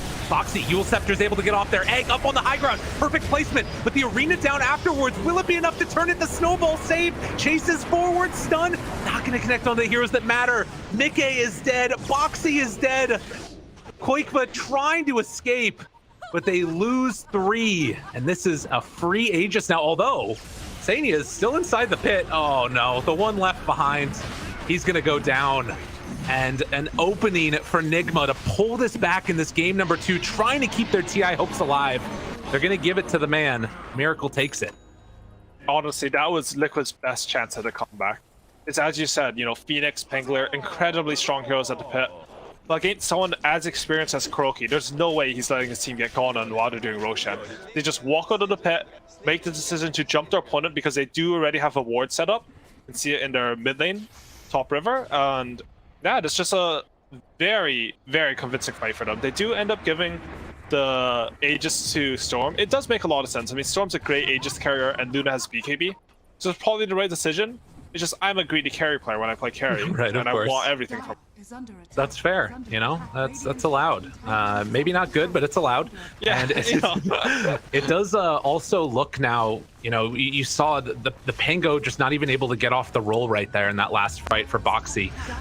It's been a tough game for him, and now you're starting to pressure this bottom tier 2 tower, actually. We see that Mind Control able to keep a hold of it, and maybe looking for a pick off mid by Boxy and Taiga, but it's not easy.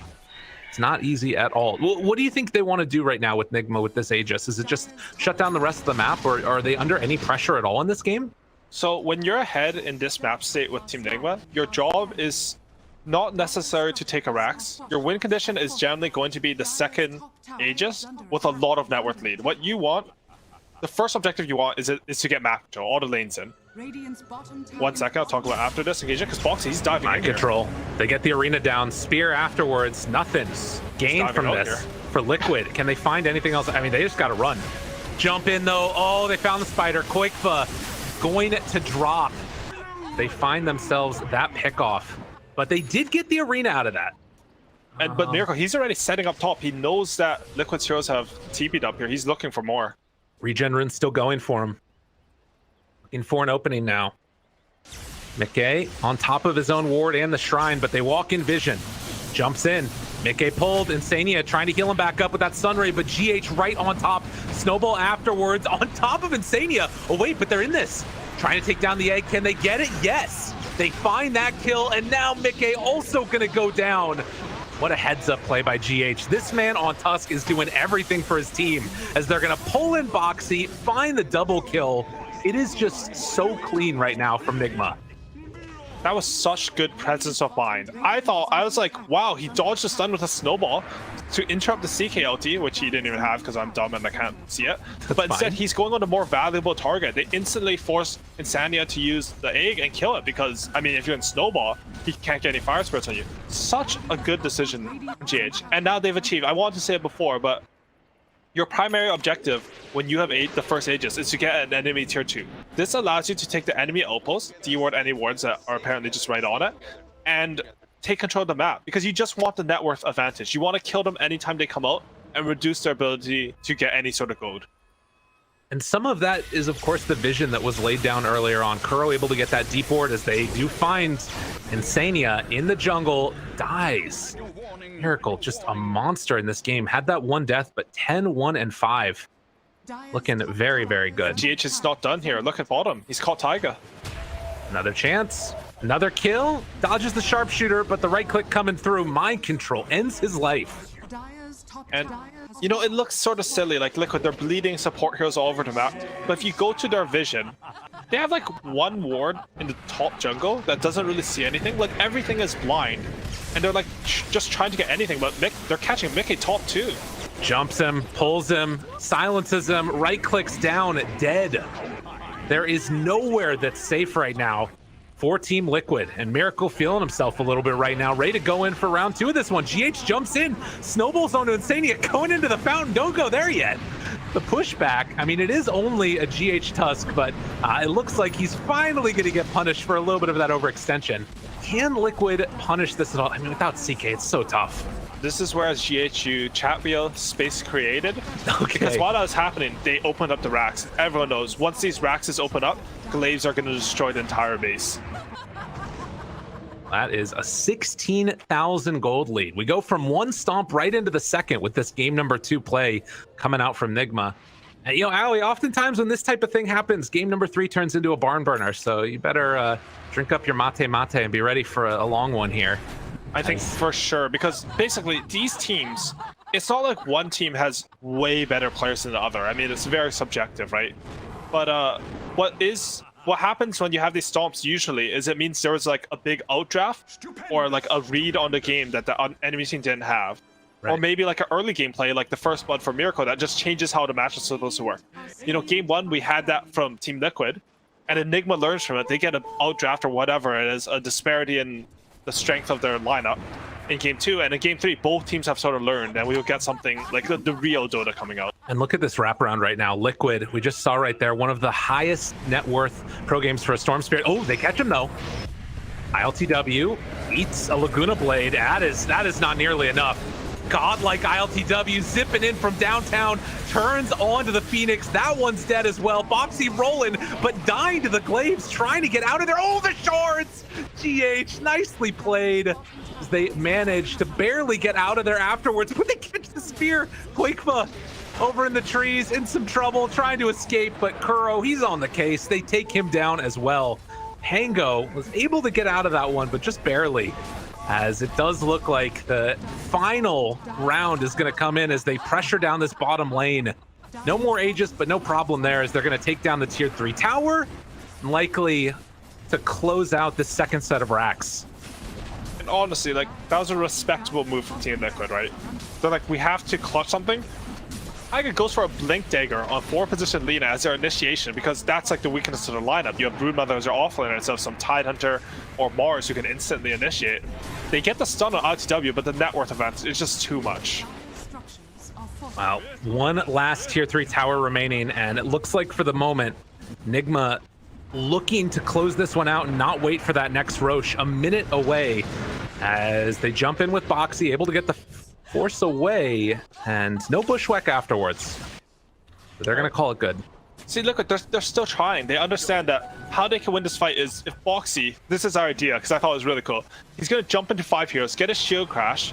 Oh. It gave him proc onto 4 heroes, which was 72% reduction. They overcommit on him, and somehow you win the fight. I mean, it's very hard because, I mean, you're down 25k gold at 25 minutes, but still their best option. I like how they're still thinking of the potential to come back here. Right. Yeah, I think it's probably pretty hard though, right? You're not wrong. I think that also it requires Nigma to be able to like be willing to take that bait, which so far at least they haven't really shown that they're willing to. Waiting to see what the runes are. It's an arcane rune for Storm. Ooh, scouting with the courier, very cool, GH. Bad, not bad. And again, like Nigma, they can go high ground. They can wait for Roshan. The ball's in their court. They can make pretty much any decision they want here with this lead. As long as it doesn't end up in the fountain, they're probably good. So the tier 3 tower goes down, a disarm. Always frustrating for ILTW. You see his positioning as well so that he doesn't get caught out of position by a Pango roll. Big jump in though, they find the Lina. GH just doing it to him yet again. And looking for the jump in. Boxy right on top of ILTW. Still has that BKB. Pops it now, the turn. Trying to find some kills. No, he didn't pop it, but the pull in. Big chance here. Do they have enough follow-up damage afterwards, though? The stun is out. Miracle, he has to run, potentially, or he can just try and kill everybody. Mickey ends up dying. Miracle keeps the battle going. Out of mana now, though. And big jump out, trying to escape. Taiga with the chase down. Ends up falling. Miracle dies. An overextension and not enough in the tank, but Mind Control trying to clean up Boxy here. A couple more punches is all they need. Mind Control will find that kill. 3 dead now. Kuro in the base trying to TP out. And ILTW not popping his BKB there. Not sure if he had the time or not, but he did get chain stunned, I believe, just between Lina and CK, but you know, a little bit of an overextension there. I don't think it should matter, but less clean than you would have liked to see, like if you're coaching this team, for example. And Mind Control now jumps in, finds a quick kill there onto Insania, and they're just tickling him. GH trying to walk away as well. They're sticking around for a while. Are they just going to give up another kill here? Spear going to connect. GH tries to get out. Not going to happen. So they did find a bunch of kills onto Liquid. In the end, Luna's going to be back up again in 7 seconds. Roche is back up in 40. I mean, it looks like Nigma just want to end this right now and go to game number 3. Yeah, Nigma they've never really been a team to let up the pressure. If they think they can end the game, if they think they can punish you harder, they will always go for that play. And personally, I would go for the Roshan because, I don't know, it's like a stylistic thing, I guess. I just want the clean win. But again, like, they have full control of this game. They can sort of decide what they want to do. Right. It's only 10 seconds away right now. They're going to go back and check. We'll see if they stick around long enough to spot it when it is eventually up, as the shot will go out. Does it disappear in time before Roche is back up? Oh, right as it went away. Did they see it? They did. Yeah, they did. But, oh, Liquid. They're coming to contest this. We talked about Roshan pit before. It's the best place for Dire to fight. Get vision, spear out, control of Mickey. Egg on the backside, not sure if it's going to be good enough to heal. Pops that ulti, Mickey ends up dying. The roll away from Boxy. But with those 2 heroes dead and Insania also going down, it feels like an inevitability at this point as they jump forward, catch Boxy outside of his swashbuckle, and the right clicks come through. GG is called. We're going to a game number 3. As to be expected by a series between these two teams. The game number 3, and just, I mean, solid by Nigma, right? Like, you can't really identify any real part of their gameplay or game plan that let them down. They just, from start to finish, dominated this game. Miracle. He was so farmed on Storm this game. Yeah, that was just a monstrosity of a Storm performance. ILTW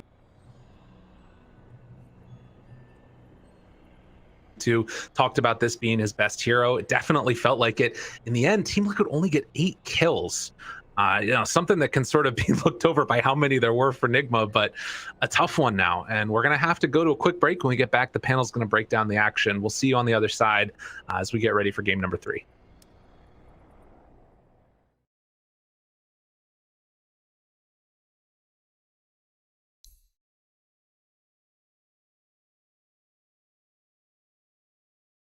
Making me strong, stay a bit longer. Making me strong, making me strong.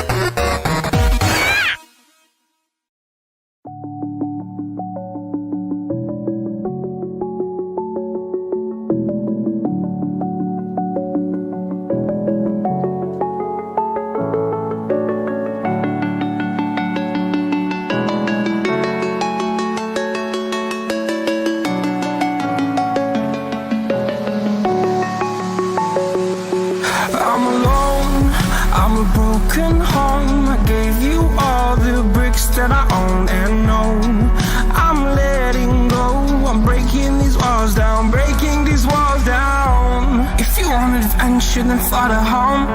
But if you wanna travel, then go alone. Yeah, what's the point in us if I never know? Yeah, if you're gonna leave, I'ma let you go.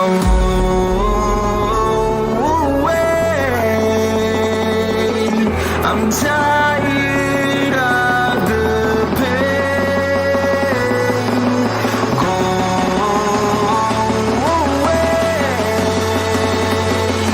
I'm tired with yesterday. Harder, harder.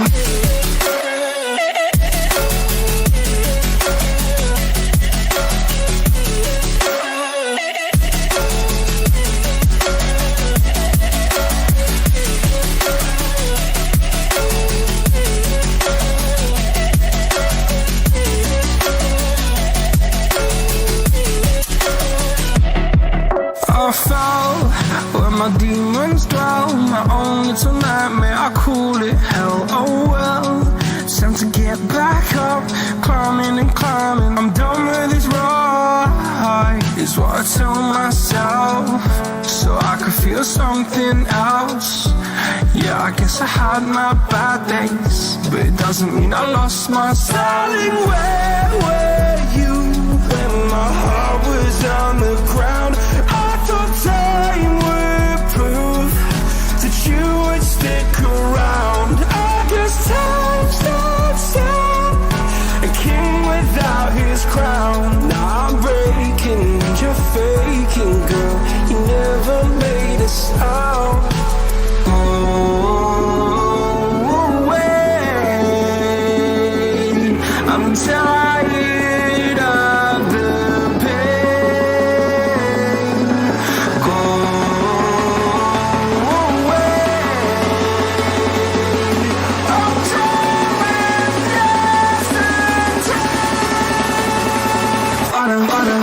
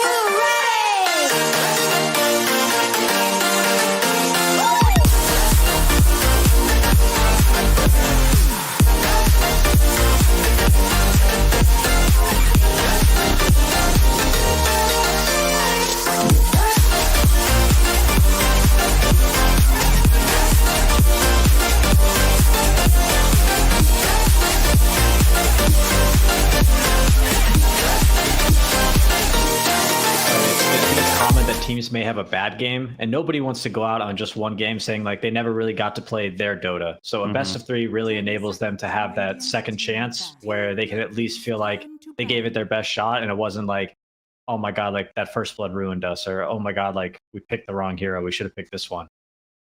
Yeah, we had 2 games in a row now. We had kind of want to say Team Liquid dictating the draft first with the Axelone Druid pickup, and then of course with the Brood in the first phase as well. So that were definitely some prepared strategies coming in. Do you want to see them coming in with another prepared strategy? We know they have a couple lined up. You know, Fire Slardar comes to mind, or anything with Leshrac, basically. Or do you want to see something else entirely, like more like an adaptation of what we've seen so far today? I wouldn't mind seeing the Slardar from Team Liquid. That hero's had a ton of success. However, I think it's been banned in possibly both of the games. I know definitely in the first one Second it phase. was. In the first one, it got banned in the first phase, so that could potentially go. I'm like I mentioned before, I'm really curious to see how they will treat the Luna and where that hero will go, if not just banned in the first phase. And then yeah, if that hero's if there's no Luna, I want to see who gets Axe. I feel like that those are just powerful heroes right now. At least those are the ones dominating this qualifier so far. Any hero you want to add to the mix, trend?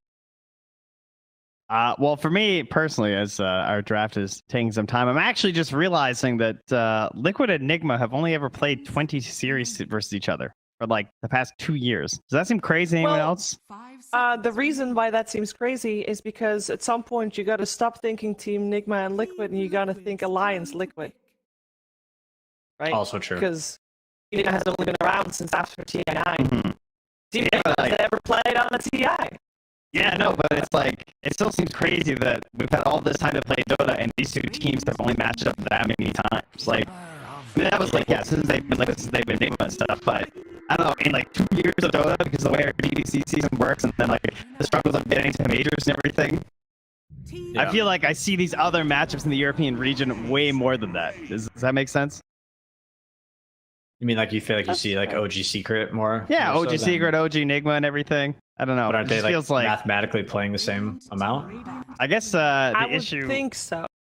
Well, other than like majors and stuff, I guess, right? That's kind of the Yeah. issue. But what it's making me realize is that like it's crazy how much we spread our attention. I mean, we were kind of discussing this in the break, but like our attention to like other teams and other regions is just like so much broader in Dota now that I guess we don't really prioritize these. Like it used to be, you'd watch like Navi versus Alliance like 5 times in the same week. You know what I mean?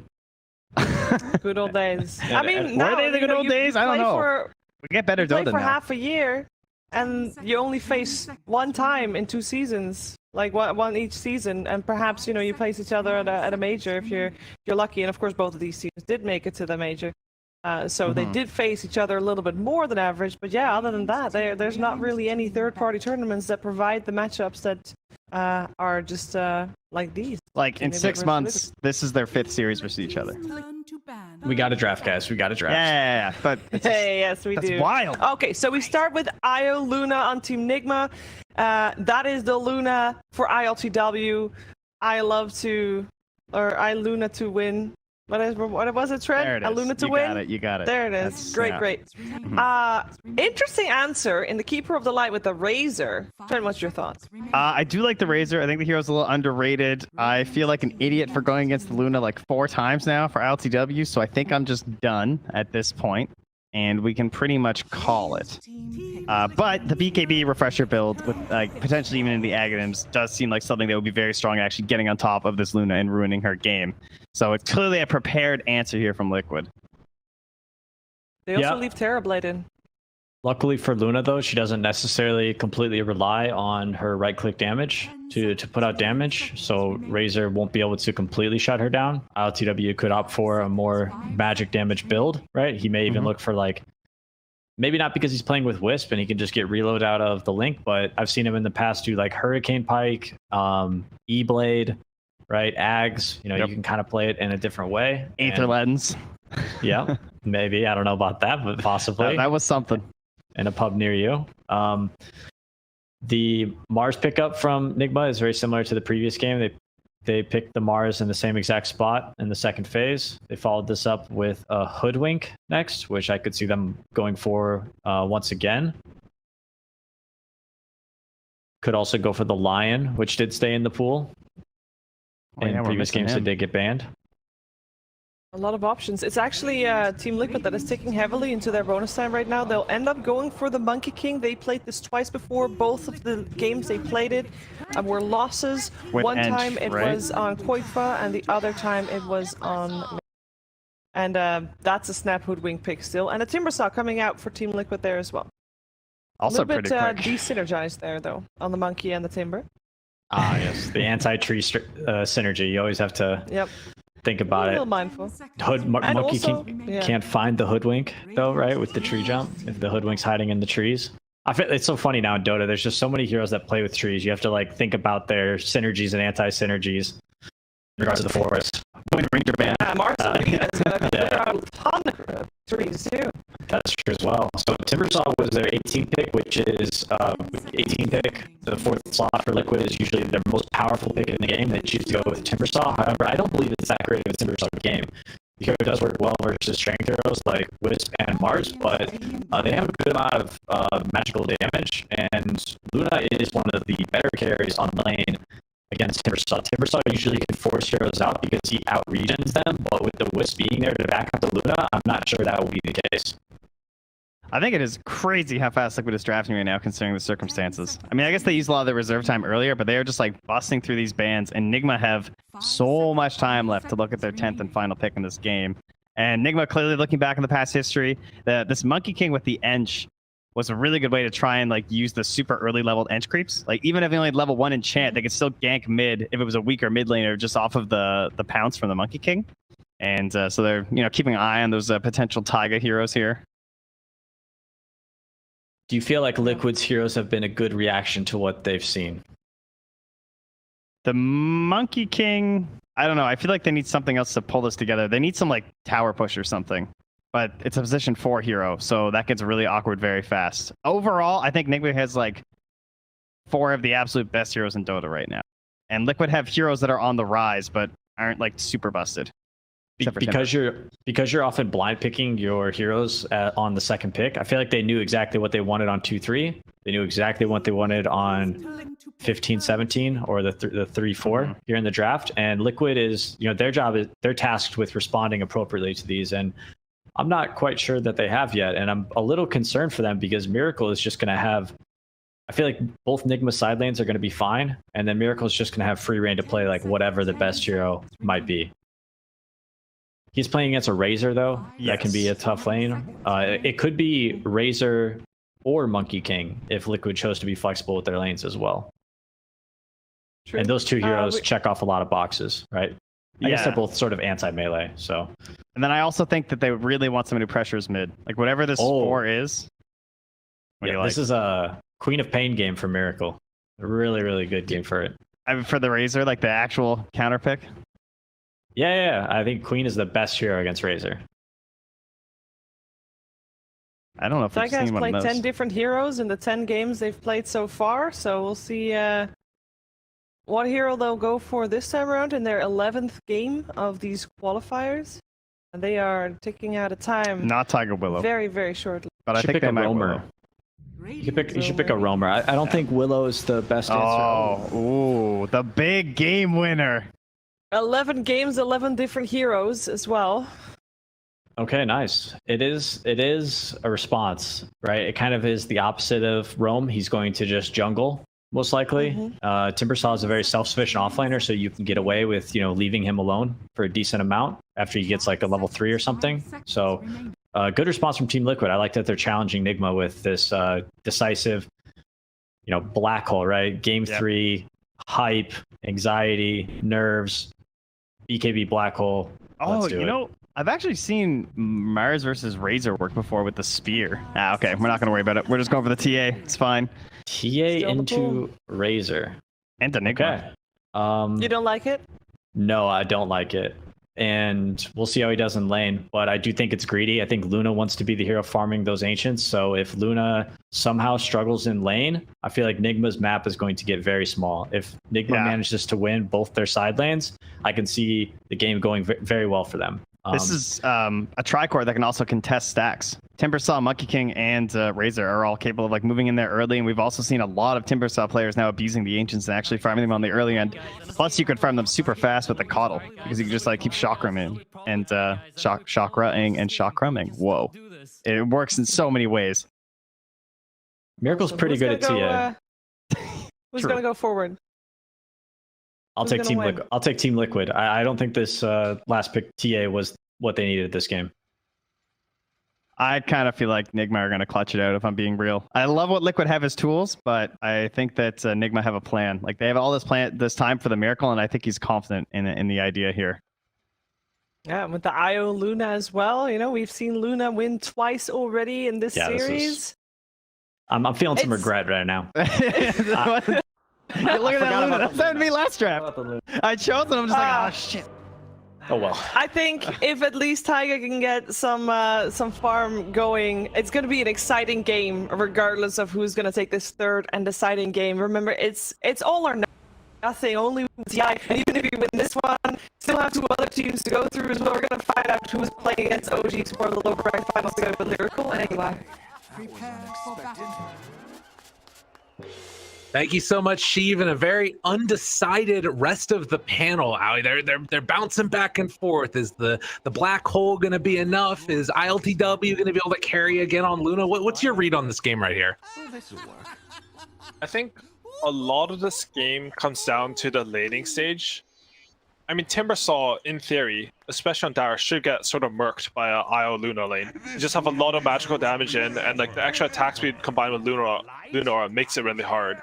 And then on the other side, you have, you know, your classic Razor versus TA. Razor's always been one of the heroes that's supposed to be good versus TA, but Miracle has done really well in lanes this tournament, and I've actually seen TAs go pretty even in this. However, if Timbersaw gets more than he should, or if TA gets more than she should, sort of how the game flow is supposed to go completely changes based on that. It'll be something to watch for. And I think it's going to be interesting as we see this smoke up again by Nigma, making that same type of play that we saw in the last game. But one thing that I think is going to be really interesting to watch for is not only that, but these rotations of the Monkey King. Because this has been kind of a Liquid special. We haven't seen that much success out of Monkey Kings in other places, as Mind Control going to walk on over and try and contest for this rune. Won't be able to get it, but it looks like they get 3 on Nigma. Is that right? Yeah, GH is coming back over and he'll pick up the other. Pick up this last one. And they've also scouted the lanes. I mean, they already knew. I'm a bit surprised GH didn't go for the cheeky EXP snipe on the Enigma deny. I've seen that coming out a few times. I mean, Enigma, he hasn't been played that much. And Taiga, as we can see in the stat, he's one of the most played Enigma players, I think, in Europe in general. So I don't really know how this game's going to go at all. All right, well, we'll watch it. I have already muted all of the players when the chat wheel spam came out, so you guys get to see it on the stream, but my feed is nice and clear, as, of course, the big frustrating part about playing into Enigma is going to be the fact that you just get less farm. Taiga's going to keep on denying out these range creeps every chance that he gets. Koikva, he already got 3 denies on the first wave. Ooh. So he knows how to play this matchup. You can just play for these denies. Oh!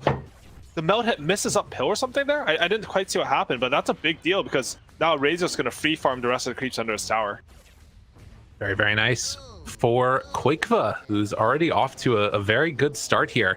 Like you said, 4-4. And Miracle, he's going to head on back over afterwards and farm up the small camp. As you can see, Kuro getting pushed back a little bit by Insania in that top lane as well.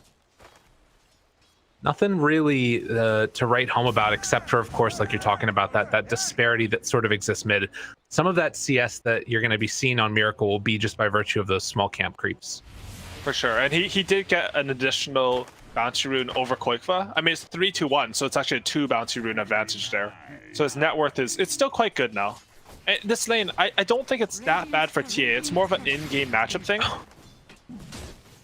Yeah, they got the courier kill there. That was nice. He's got all this vision in the area while he's farming, so he just gets some free kills there onto the courier by Taiga. So He's gonna be perfectly fine farming out this area. We'll see if anybody comes to try and contest him, as you can see getting hit by that meld strike. Miracle has to back away for the moment. Super frustrating to play against this Razor. Yeah, he got the nice curse type. I like him playing in the enemy tower here, but he needs to go get this water rune. Okay, this is good. This is good. Because if you're going to play a jungler like Nigma, part of the strength is that you can basically go into the enemy jungle and check every rune. And this way, Koifa, he gets top water rune, and Miracle gets nothing. Yeah, that is definitely frustrating there. So, doing a little bit of rune control here and still just AFK kind of farming on the Enigma. Is Timbersaw really losing out much for this at all? Currently only 7 CS on Boxy, but has been able to get to level 3. So, in spite of the lack of farm that you're getting on this Timber, he's at least getting some levels and starting to bring out some extra regen for himself. Yeah, he's doing fine. He's gotten to that level 3. He's actually opted for a 1-1-1. Oh. Towards mid. Miracle trying to get a little bit aggro, but then recognizing the danger. Can they find this kill? Yes. Koikva, he's going to draw first blood. And that's a big kill, because this impact as a jungler, like we're talking about, Timbersaw is getting slightly punished. He opted to go for the 1-1-1 build. He is level 3, but LTW is free farming. If you can influence another lane, like Tiger, he denies a little bit bottom. With this gank mid, he influences one more lane sort of to shift in Liquid's favor. It's a really big deal. We might see Miracle sort of get snowballed on this game. Oh, okay. Yeah, GH able to pair together with LTW, and Boxy just getting a little bit too aggressive, gets punished. It's a really hard lane for Timbersaw, and you can actually see LTW. I didn't see it, but I feel like they broke a lot of trees with Tether and Quelling Blade, which doesn't allow Timbersaw to usually, you know, chain around the trees and get away. Again, this is, I feel like, what you need to do if you're Nigma, though, right? Like with a Nigma that is free farming in the jungle as well. I just realized it's Team Nigma and they're playing against the Nigma. This is going to be great tongue-tied Dota all throughout here. But it does kind of have that feeling like they need to keep this aggression onto Boxy. Yeah, I agree. You need to punish the fact that Nigma's making those rotations and is a strong lane. Boxy, however, he's not doing bad. He got all the way to level 4. I feel like maybe it's an Nigma deny. Like, I didn't watch only this lane from the start, but I feel like they maybe could have punished him a bit harder than this. They did get the kill, so it helps. And he is only at 13 CS, so it's not like they aren't winning the lane or something. I just thought they might win it even harder than this.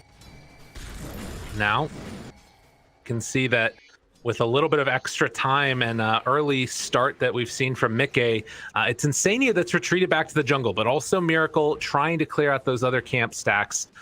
They're going to just both be kind of playing a little bit of PvE, it feels like. So they were only able to get that one stack there on the Coddle. Kuro comes back up top with Mind Control. Don't know how much they can really do against this Monkey King, though. Yeah, I think Very Monkey cool. King, as a hero, in the last patch, he got a lot of armor. I think it means his laning is just very solid. The reason this hero is not picked as much, I mean, Liquid, I think in their game versus Tundra, I believe, and ended up losing the game, they did get like 10k advantage or something. Or like 14k at 10 minutes, something ridiculous, and still lost. It's because it's like mid-game, so we'll see how this lane translates. GH getting pressured, but also they're bringing numbers over towards mid. They have a catapult wave here, and with Taigir bringing over those Eidolons, it's going to bring that tower down to about half HP. That is a lot of aggression, and Kuro actually has to make that big rotation in as well. So Boxy, in the meantime, down bottom, he's been able to pull this whole creep wave with himself, and they're also getting pressure onto the bottom tower. And yeah, you can see LTW now coming back in.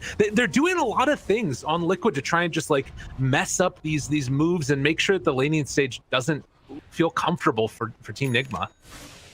Yeah, and that's great because Boxy, he's gotten this double wave, pulled it all the way in front of his tier 1, and he can sort of farm safely here. I say that, they're just right-clicking him. They do a lot of damage to him. But this is actually the Boxy classic, by the way. It's you buy 2 selves. Most softwares, they bring 1 self. Boxy will always bring 2 selves, so he can just get eco a little bit more.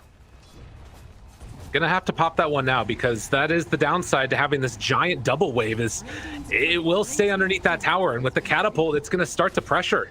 Well, another courier site for Tiger though. Yeah, and Boxy still hanging out with his salve, but this tower, I mean, this ends up kind of working against Boxy now. The fact that this catapult stayed alive for so long, it's down to 200 HP. But a chance for a turnaround. Taiga makes that move. ILTW getting all the heals in the world, but will it be enough? No.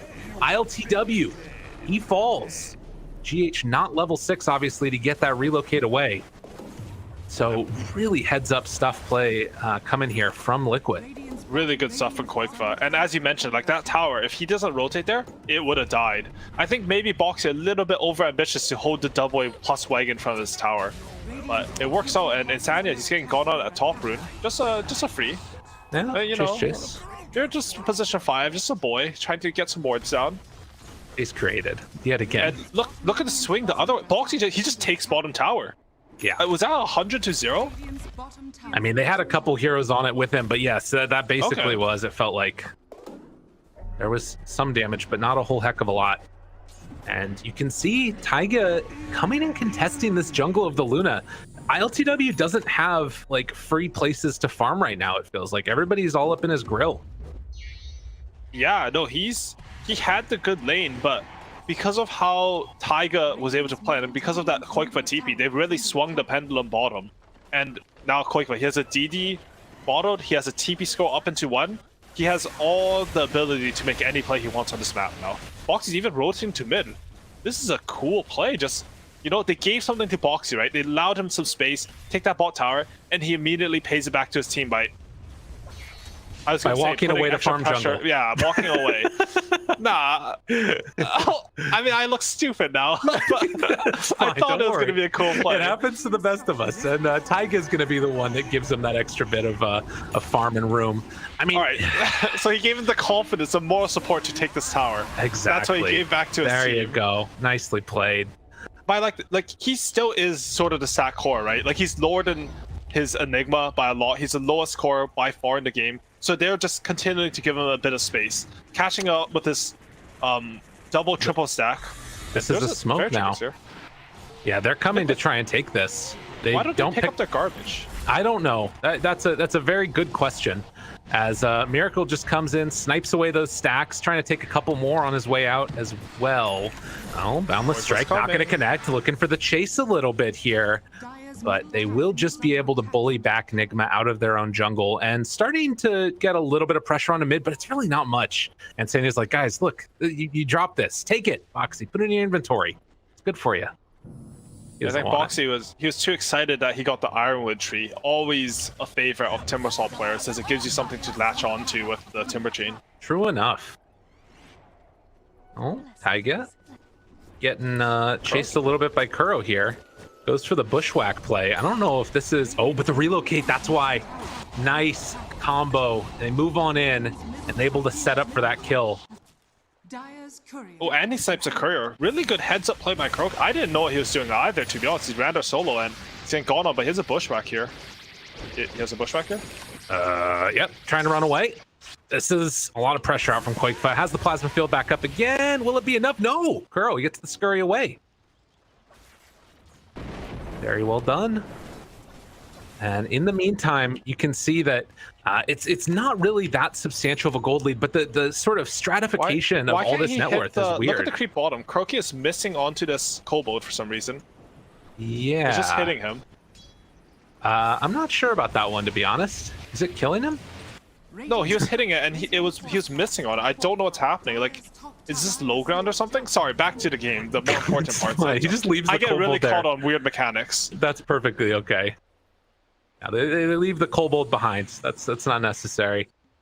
Dire's structures are fortified. You can see that making this move down bottom again. LTW, they're even going to glyph this wave for the moment.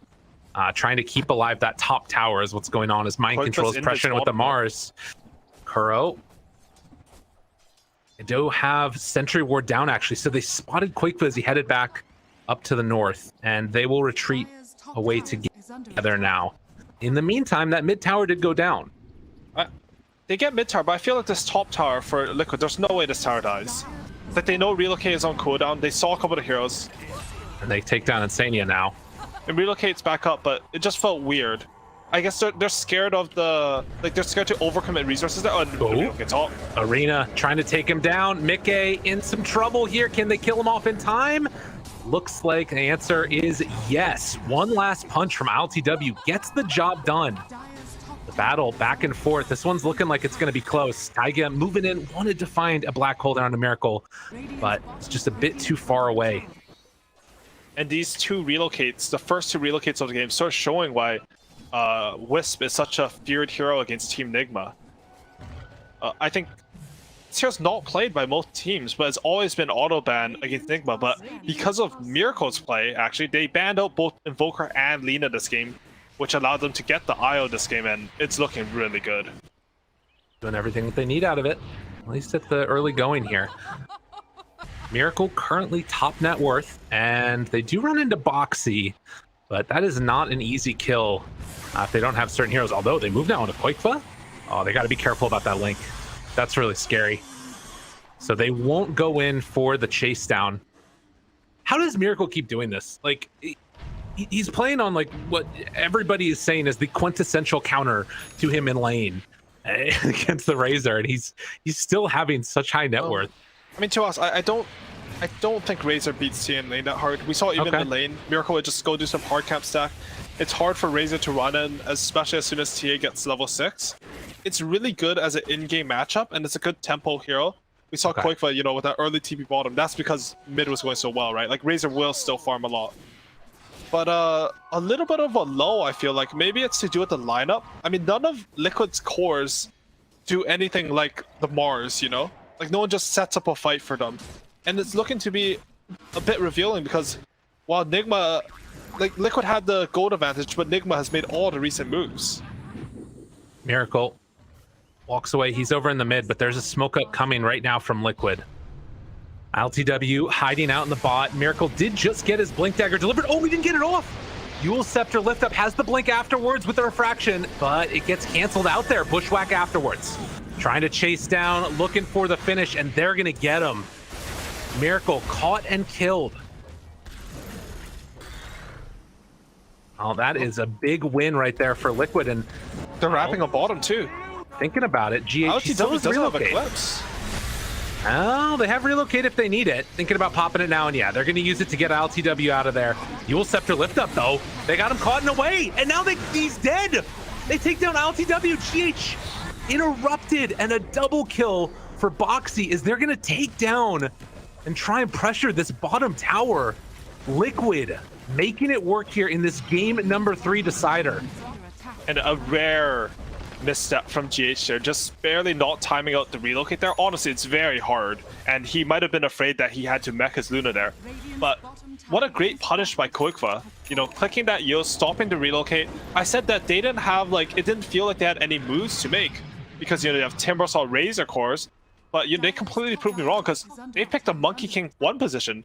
What this hero does offer over other heroes is that he can come to these fights early and set up kills with Boundless Strike. It was the same actually in his game against Tundra, so I actually should have known this, but I didn't realize. And yeah, no, that looked fantastic. Just chaining kills, getting map control, taking this very early tier 2, so now you can take the enemy outpost.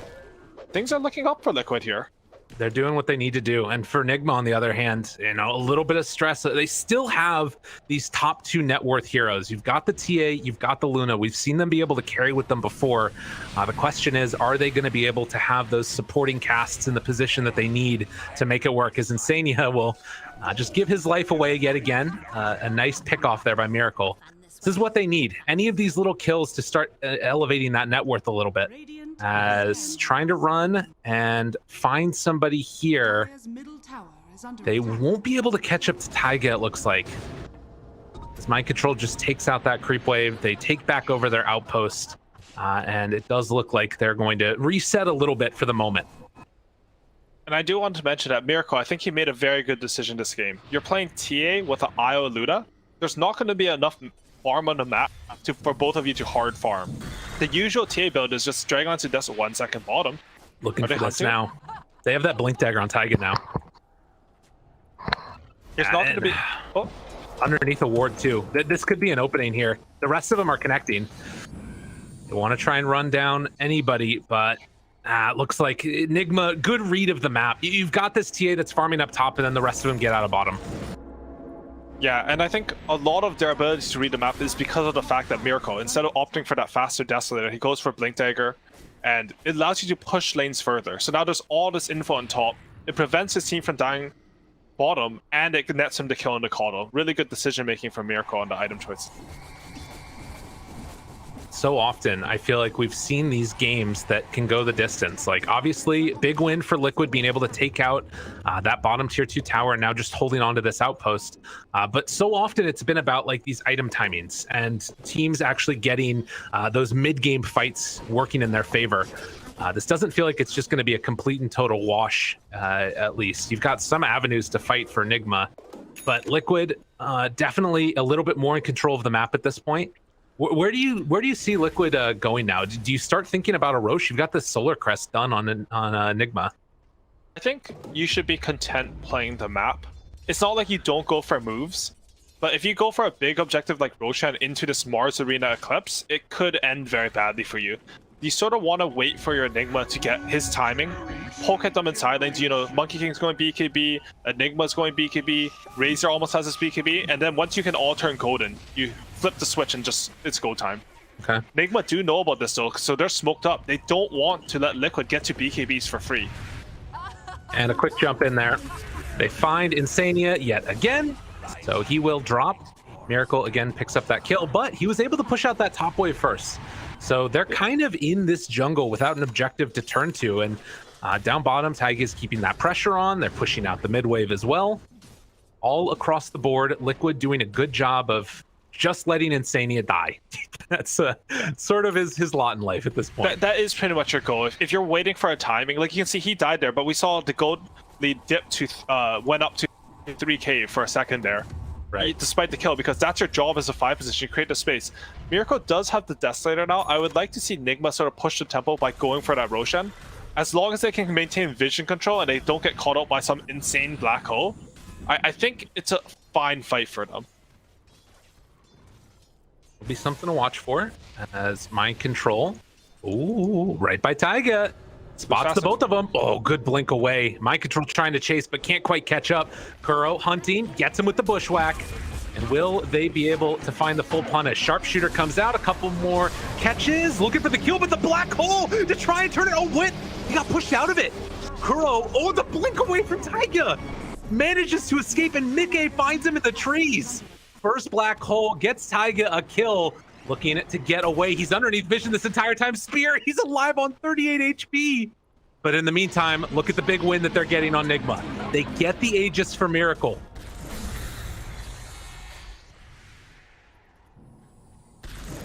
And that's an Aegis into sort of, it's not quite Liquid's timing, but anytime you get a BKB on a core hero, you sort of feel like you want to go fight them. Anything that makes it unable for you to go fight them, like, you know, net worth disadvantage or an Aegis, makes you just feel a little bit worse because you have less options in Dota. You can't do exactly what you want. So now Monkey King and Razor have BKBs, but it's not clear what they want to do anymore. They're attempting to get some pressure onto this map, see if they can take down. That was a lot of denies in a row there from Miracle. That was like 1300 damage and a courier snipe from a billion range, because that's how TA works now. That's silly. That's absolutely silly. But yeah, they're gonna take down this tier 1 tower mid. I mean, with Black Hole on cooldown, why not? So Nigma finding their footing in this game number 3. Again, elimination on the line for both of these teams. And Miracle, he wants to go for the thing that people were talking about being broken for a while. He's queuing up that Aghanim Scepter instead of going for BKB. I think it makes a lot of sense this game, because you can look at ILTW's item choice as well. He's gone for that early Hurricane Pike. If you look at the heroes on Team Liquid, both the Monkey King and Razor, they're really bad against carry mobility, because you want to get these carries in your ring. Okay, he pikes out or pikes you out. Same for the Static Link, where Miracle can just jump out of it with that psionic projection. Radiant are scanning. See, out of LTW's 9 games, second lowest at this point. It has definitely been a tough one for ILTW. They're finding Taiga, but he's still one of the highest in the game. And yeah, Taiga gets caught by the bushwhack, the turn, the burn, the finish. Taiga goes down, but up top, they're looking for ILTW now. If they can get him, GH, he has the relocate, hoping to get him out of there in a second, and they will. Oh, it's a good attempt there by Insania to get the blinding light to break the tether, but it won't happen.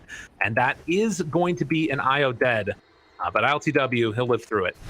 Yeah, Nigma will take that trade any day. I think the one win condition that is looming this game is just no matter what happens this game, there are no real Enigma Black Hole cancels. So there are 2 counters left. There's Wind Waker and Aeon Disc. These are the only counters to Black Hole, but they're very hard to buy, to be honest. And Aeon Disc isn't even guaranteed. So as soon as he gets that BKB, they like no matter how this game goes, Liquid can always still win this game with like some good spellcasting. Dire's bottom tower is under attack. 22 minutes in now, and Nigma have been able to secure all of the tier 1 towers across the map. They've got really good traps that are spread throughout. This has that feeling like, at least for now, they just want to control this map.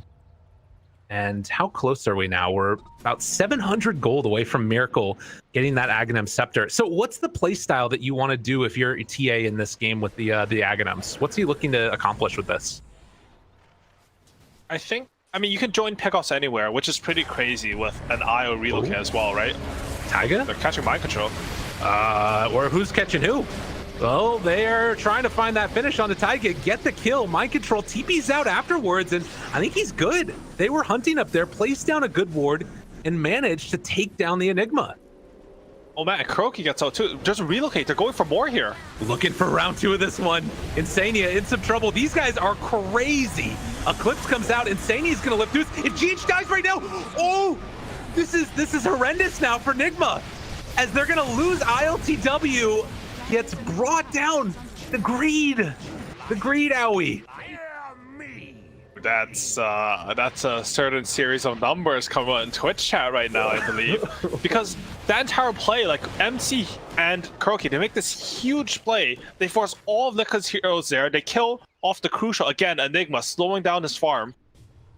But if you bring all the heroes there and then go to the same area again, you're basically asking them to kill you. Because you know exactly where they are. You brought them there, and they're like, okay, bonus kill. And it happens to be on GH and your carry, which is huge. And just unfortunate. I don't know who called that, because IO relocates are a team decision. But it just results in such an unfortunate situation for Team Nigma. Well, that is given a little bit of new life here to Team Liquid. And Miracle, he's got the Aghanim Scepter done now. Can try and go for these sort of spread out plays. But how close are we now to BKB for Taiga? He's about 1,000 gold away. This will come in handy. This game, it feels like it's going to go the distance. I think so too. I think this is going to be a long one. There's actually one more Black Hole BKB cancel for Enigma this game. It's actually TA's Meld Strike. Okay. TA actually gets a lot of range, so we might see that come into play, because I agree. It doesn't look like either team can eke an advantage this game, really. I mean, the 2 cores on Nigma are really farmed, but Liquid in general, their net worth is a very strong, like, fundamental middle. Got to be careful here on mind control. The solar bind, the slowdown, spear to get the separation. That ward scouts all of the movement in this direction. And after the eliminate blast, Miracle's going to double mode. They're thinking about turning on this. Mickey, got to be careful. Backs away. Mind control has blink back up if he wants to go. Ooh, good glimmer cape keeping Mickey alive. Sharpshooter also off the mark. Nice reaction there to not give up any other heroes.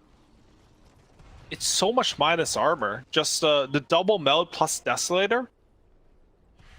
I wonder if he's going to take the extra meld minus armor, seeing as how like Miracle makes a lot of plays. Normally you like almost always get the meld dispels, but I mean it takes off Enigma Keel, some Solar Crest, some Solar Blind. Yeah, but Blinding Light. He almost killed Mickey in like 3 hits there.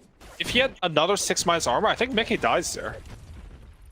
It's going to be something to watch for, as oftentimes obviously you sort of get that bonus when you're in the Wukong's command, but that's sort of the nature of this TA build, right? Is that you're always going to be potentially open for attack if you just don't have the vision around you. Taiga up top, looking for something here maybe. Gets down a ward, only scouts out right there, needs to kill off those trees first. But they do spot ILTW and IO, but they're not going to go for anything. TP's back to the rest of the team. You can feel the tension though in this game. It's really on a knife's edge. Yeah, it really is. And I feel like a bit of a missed opportunity with that ward. The Luna and the Wisp were close enough, and I think Razor could have made it to connect if they had started running earlier. But they do back out, and they have a really good read on the map from Nigma right now. They had top lane pushed in all the way because Luna got to send Manta Illusions. Bot lane, Mind Control was straight up just hitting a tier 2 on Mars. And Miracle, he's just controlling a lot of the vision this game with his traps. It's not easy for Liquid to go for these moves, and they're going for the smoke. This is also a bit desperate because your lanes are bad. They need to connect right away or it's going to be scouted out. Looking for it. LTW back behind that tier 1 tower. That would have been a perfect opportunity. But you can see, oh, he passes by the ward though. They're going to spot him now. Do they decide to go back up that direction?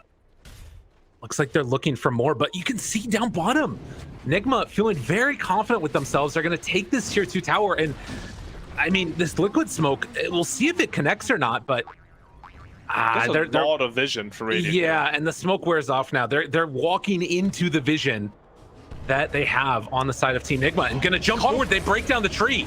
Is this really the play that they want to go for, though? Seeing if they can find this finish onto Mickey. Engaging in this fight, Mind Control now in a little bit of a trouble as ILTW goes in for the relocate. Where's Taigaze moving over from the side? Kuro's right on top of him though. Mind Control brought down low. Do they have anything else left? Black hole onto nothing. Taiga can't connect, and Nigma just played that perfectly. Yeah, a GH just relocating ILTW after the timer out. And honestly, I talk about Black hole counters. I completely forgot about the Wisp. I don't know. I don't see this hero that much, but it is one of the best saves versus Black hole in the late game. And there, you know, at the end of relocate, you just bring your target back with you, whoever's tethered, even if you're stunned or used or whatever disables. And Nigma, they're not done yet. They're going. Looking for more. No Black hole available. They do get the link off, but already dead on Mickey. Can Quakefa do this all on his own? Trying to bring down one. They have the Boxy in there to break through the refraction. Miracle. And brought down low. Oh, but he gets out. Dude, that psionic projection so good. Turns now on to Boxy, trying to finish him off. He's just tickling him. It's not going to be enough to find that kill. But yeah, the relocate away from the black hole, so solid. And proven to be the answer that they need. That was sort of like the BKB reveal on Liquid. They're taking these fights, and all 3 of their cores, I mean, I consider Enigma a core, so 3 out of their 4 cores have gone for the Oh, they caught Quakefa mid. Oh, good force staff though. Insania saving Quakefa. Turning out, trying to get him. Is he low enough? Yule Scepter afterwards. They have any other save. Boxy gets the disarm off, but they couldn't take care of Miracle, who comes in, cleans up. They have buyback on these heroes, but you don't want to have to use it. All of a sudden, it's a 7k gold lead from Team Nigma, and they're knocking on the base here. They still have Mars Arena. They have their BKB on Mars back up. Oh, they want to go. Looking for it. Nigma, they're up 7,000 gold right now. And trying to take down something here. Another force staff keeping Boxy all fine and dandy. Sharpshooter not going to connect onto anybody. And Liquid, they managed to hold their high ground. And Miracle, he did go for that meld armor reduction at level 20. And you can even see during that play, he was setting up mid in case anyone tried to push out that lane. I would like to see him leave a trap in the fountain just so you don't have to TP back at all. He did have to expend his TP last time, but it's a small thing considering he just jumps into Roshan and can start doing the objective right away. Do they recognize this? Oh, Taiga is 30 seconds away from Black Hole. Yeah, they're moving over this direction already. The rest of Nigma is here. Kuro there to try and break the smoke. They jump on him though right at the start. Find that kill. And Nigma, do they want to tempt fate? They have Arena, they have BKB, thinking about it. But Black Hole off cooldown, 15 seconds. They're buying back now. This is the fight right here for Nigma. If they can make it happen, jump forward, tries to get the backline, but the BKB comes out from Mickey. Quakefa tries to get the link off, not going to connect. They could jump now with BKBs down low, but there's still one more BKB available. That's really important. Taiga in the backlines. He's got that Black Hole ready now. Nigma, where are they going to go to? They have relocate also. Kuro queuing up that sharpshooter. Roche down. 2,000 HP. Slowly but steadily, they're trying to get this. Where is the opening? Wukong's command is now down, and Aegis, it's just in their hands. Liquid get it. What a play. But Liquid with the call out. Miracle actually took bot racks during that. He identified that they could not fight Roshan. So despite Liquid being up down 8k gold, they get to Roshan. And the compensation is, you've taken bot racks. I don't know who comes out ahead in that. I think Liquid are happy, to be honest. You have to be happy, because Aegis is your win condition. The other counter to Black Hole that exists in every Dota game is just have a second life. True enough. So now that they only have one life on Team Nigma, I mean, buybacks aside, which is also a counter to Black Hole. We're finding a lot of counters to Black Hole. Nah, it's, I mean, they're like not real counters, so right? Like the real counter is he uses Black Hole and you drop your Warlock Rock and he just feeds. But there are like counter plays, I should say, to it. And Aegis is one of the best ones. And now that they don't have it, you can sort of commit in with this Black Hole, hopefully get 2 cores so that IO can't relocate both of them out and win a fight that way. It's a glimmer of hope from Liquid from that play. There's some problems here, definitely, that they're going to have to address, though. Like you mentioned, this sort of game plan that we're seeing from Nigma has looked quite strong over the last couple of minutes. Insania was, I think, the one that picks up that Aghanim shard, so they've got the recall now. Oh, no, they gave it to Taiga, actually. Okay. Insania bought his own because recall is really good, but now they have, that maybe you're black holing. GH goes to save zone and the shard pulls him in. It's a surprisingly good shard. I thought it was a meme when it came out, and it sort of still is, but it's actually quite strong. Something to watch for. Also picking up that Shadow Amulet afterwards. Interesting. Taiga.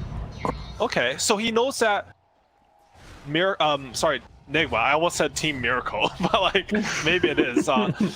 He knows that Nigma are just gonna push base. So how he can set up for a good Black Hole is he can sort of just Shadow Amulet near his Raxes. There won't be sentries because you still have that tower, and just blink in and get this unexpected Black Hole. It's like a better smoke, effectively. Well, looks like we have reset again.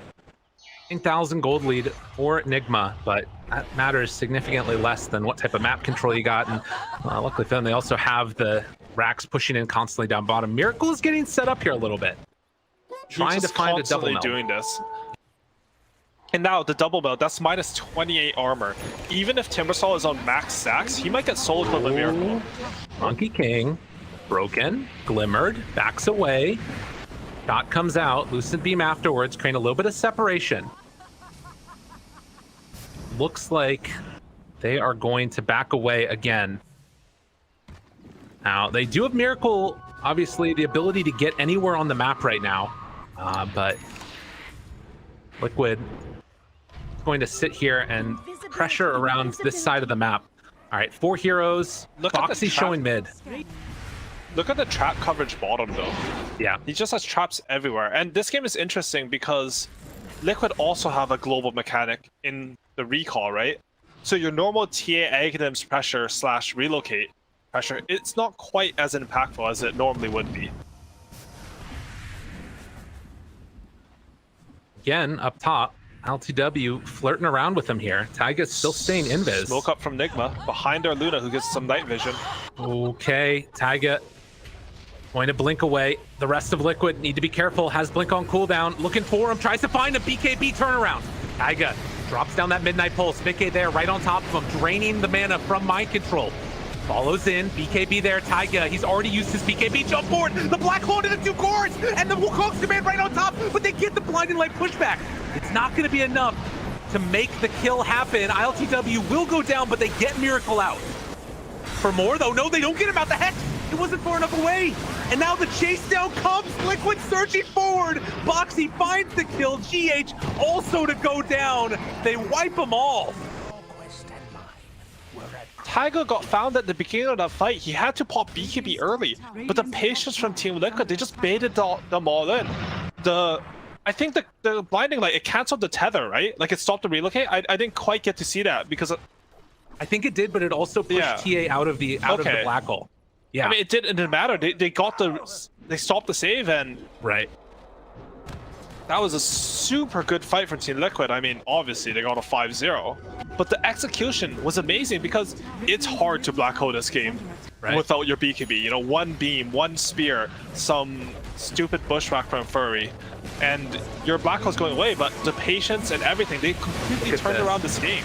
Look at this. Miracle's still dead for 40 seconds, and Liquid trying to claim a Rax of their own now. You've got Boxy that's ready to go with the flamethrower here. And obviously, they would love to get a buyback out of anybody. We'll see if Nigma will oblige, or if they're going to try and hang on to those. But The melee Salt Rax is the Razor call. as well. Yeah. So less than 1,000 gold leads separating these two teams, as Liquid will claim the mid racks and now look to back out. Oh, but the catch! Oh man, Mind Control is pissed. ILTW right on top of them, and they'll find Boxy. Maybe stayed a little bit too long, but you have to still be happy with Team Liquid. They got the racks, but I think they're gonna go on Nigma. They know there's no Blacko, now there's no Timbersaw. They really want to catch someone here. They have the global potential from TA, so she's gonna be able to push out any lane they need her to. Hanging out there up on a cliff for a moment, blinks down afterwards, and look at this. Liquid recognizing that inherent danger, they back up all the way to their fountain, basically. And oh, look at the item that they got. Taiga picks up the ninja gear. That's a good one. What a bounty! That has to be the best tier 4 for Enigma. It's not usually that highly sought after in terms of the tier 4s, but it's really good on Enigma this game. Just being able to get that surprise jump onto your opponents. Well, we saw part of the reason as Boxy's courier's going to go down. That was his Aeon disc. But I think that part of the thing that we're seeing here too is like just when Miracle and LTW were that close together, you catch both of them in the black hole, that's like 50k net worth that's just gone because they can't do anything. And they're still incredibly farmed. We'll have to see what the team fight looks like if they don't get caught by the black hole, but it feels like Taiga each and every time has just been able to be there on point. I like what you just said though, actually, about the net worth being gone. Because if you look at Liquid's heroes, like even some Ayaskadia Monkey King, some Blinding Light, you know, the Razor Static Link, a lot of their heroes, they just reduce how effective the net worth is coming off from the Nigma heroes. Even like, you know, Halberd, Hex, they're just going to disable their way through and sort of sustain these fights. I mean, if the game goes long enough, I think it's very hard for Nigma's heroes to fight into Team Liquid's. Just a combination of Monkey King, Razor, and Enigma late game. I think it just outscales Luna TA, and they know this. That's why they're smoking up. They're not desperate, but they understand that there's some pressure for them to make moves. They want to get map control at least before this third Roshan. And the way to do that, get all those lanes pressured out. Of course, Nigma does have Black Hole back up again. Oh. Trying to queue up that refresher. I love these random bushwhacks from Kuroki, just into the trees. He almost caught Mickey there. I don't think it would have been a good fight, but it's good. It's like a good thing to think about. You know, make Mickey feel a bit of fear. Smoke up now. Boxy, again, not in it, but can obviously relocate afterwards once the fight starts to begin. Blink back afterwards from Miracle as well. He's going to retreat. 2 minutes until Roche is going to respawn while Liquid are hunting. It's a very tense period of time because Liquid, they want to sit back here, I think, a bit. Or they would want to sit back here a bit. You'll get your 25 and 1 kicking chill a bit. But they don't have any real way of scouting Roshan. Meanwhile, there's just going to be a TA trapped in there chilling. And you sort of have to maintain control over this area as Team Liquid. Ward placed down by Kuro. They spot Quakeva as he heads out that other direction. The wraparounds walks into vision yet again. We didn't really talk about a ton, but Boxy's Sheepstick was really imperative for finding that kill onto the TA a little bit earlier. And after Courier goes down, won't have that Aeon disc, but looking to get it soon here. This Miracle will keep that pressure out on all the lanes. Finishes off the Swift Blink. Both for mainly Liquid, the map very dark right now. They have these two wards, one of them right on top of where the outpost is, and the other one down the mid lane a little ways. But it's definitely, like you said, hard for them to get any type of a vision out here, as Miracle's waiting right on top of one of his traps, ready to go with the meld strike if somebody walks up here. Miracle, he's actually opted to go for the Swift Link. He does not have a BKB or an MKB against the Blinding Light of Kodo. However, he picked up the nice little flicker item which dispels that for him. Maybe able to get him outside a Monkey Ring or Static Link. I mean, I talk about flicker as this really strong item a lot. I think it's even better than normal this game. There's just so much you can disengage from. We might see him dodge a black hole with a flicker this game. Or, you know, the random element to it. We might see him flicker into a black hole. That is true. That's a good point. And flicker, it's easy to see all these like insane positives to it, but you're right. The wrong one, maybe you're a bit further into the static link, or you cliff yourself and you just lose your team the game. Possibility. Never know. But this gold lead, every time that feels like the map state is just sort of passive, it's Nigma that are starting to build back up that lead again. LTW, he does have his BKB finish, and I think you're right. They just have more of the map to play with, just because of this angles from TA, you know, the nature of their lineup with the Wisp relocate and Manta from Luna. And Luna, LTW, he does have the BKB finish right now. Don't think there's any specific new timing that Nigma wants to look for now. They're basically just looking for the best fight they can get. Hoodwink has picked up a basher, so he can bash the Enigma during the black hole. Oh, okay, all right. That's I don't know, dude. Maybe it's good. 10% chance. Good job, Kuro though. Right on top of him. He's in trouble. Kuro dead. Right click comes through. Right control afterwards. They buy back. Foxy jumps in. Koifa trying to drain now onto Luna, seeing if they can find that finish. Will to get him away for the moment. Coming back in just a second as they heal back up. ILTW. Are Liquid gonna give up this area of the map? There's creeps currently going into the tier 4s of Liquid.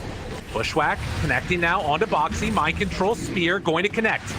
Where are they going next? Miracle is still pushing out the other lanes. He's pushing in mid. Up to the north, Taiga still scouting out this area. They need to send somebody to deal with this, but the Meld Strike gonna connect on Quickflip, but the Hex afterwards. They're on to Miracle here. Meanwhile, the jump forward trying to find the kill. The black hole though, it connects on to 3. Do they have enough damage after the fact? Wukong's command out. It's doing so much now. On to ILTW, starting to drop down low, and he dies in the ring. GH wasn't able to get to him. Now the turn, looking to find something else here. Hex for a while, on to Miracle, trying to bring him down. Mickey right on top, but the jump away.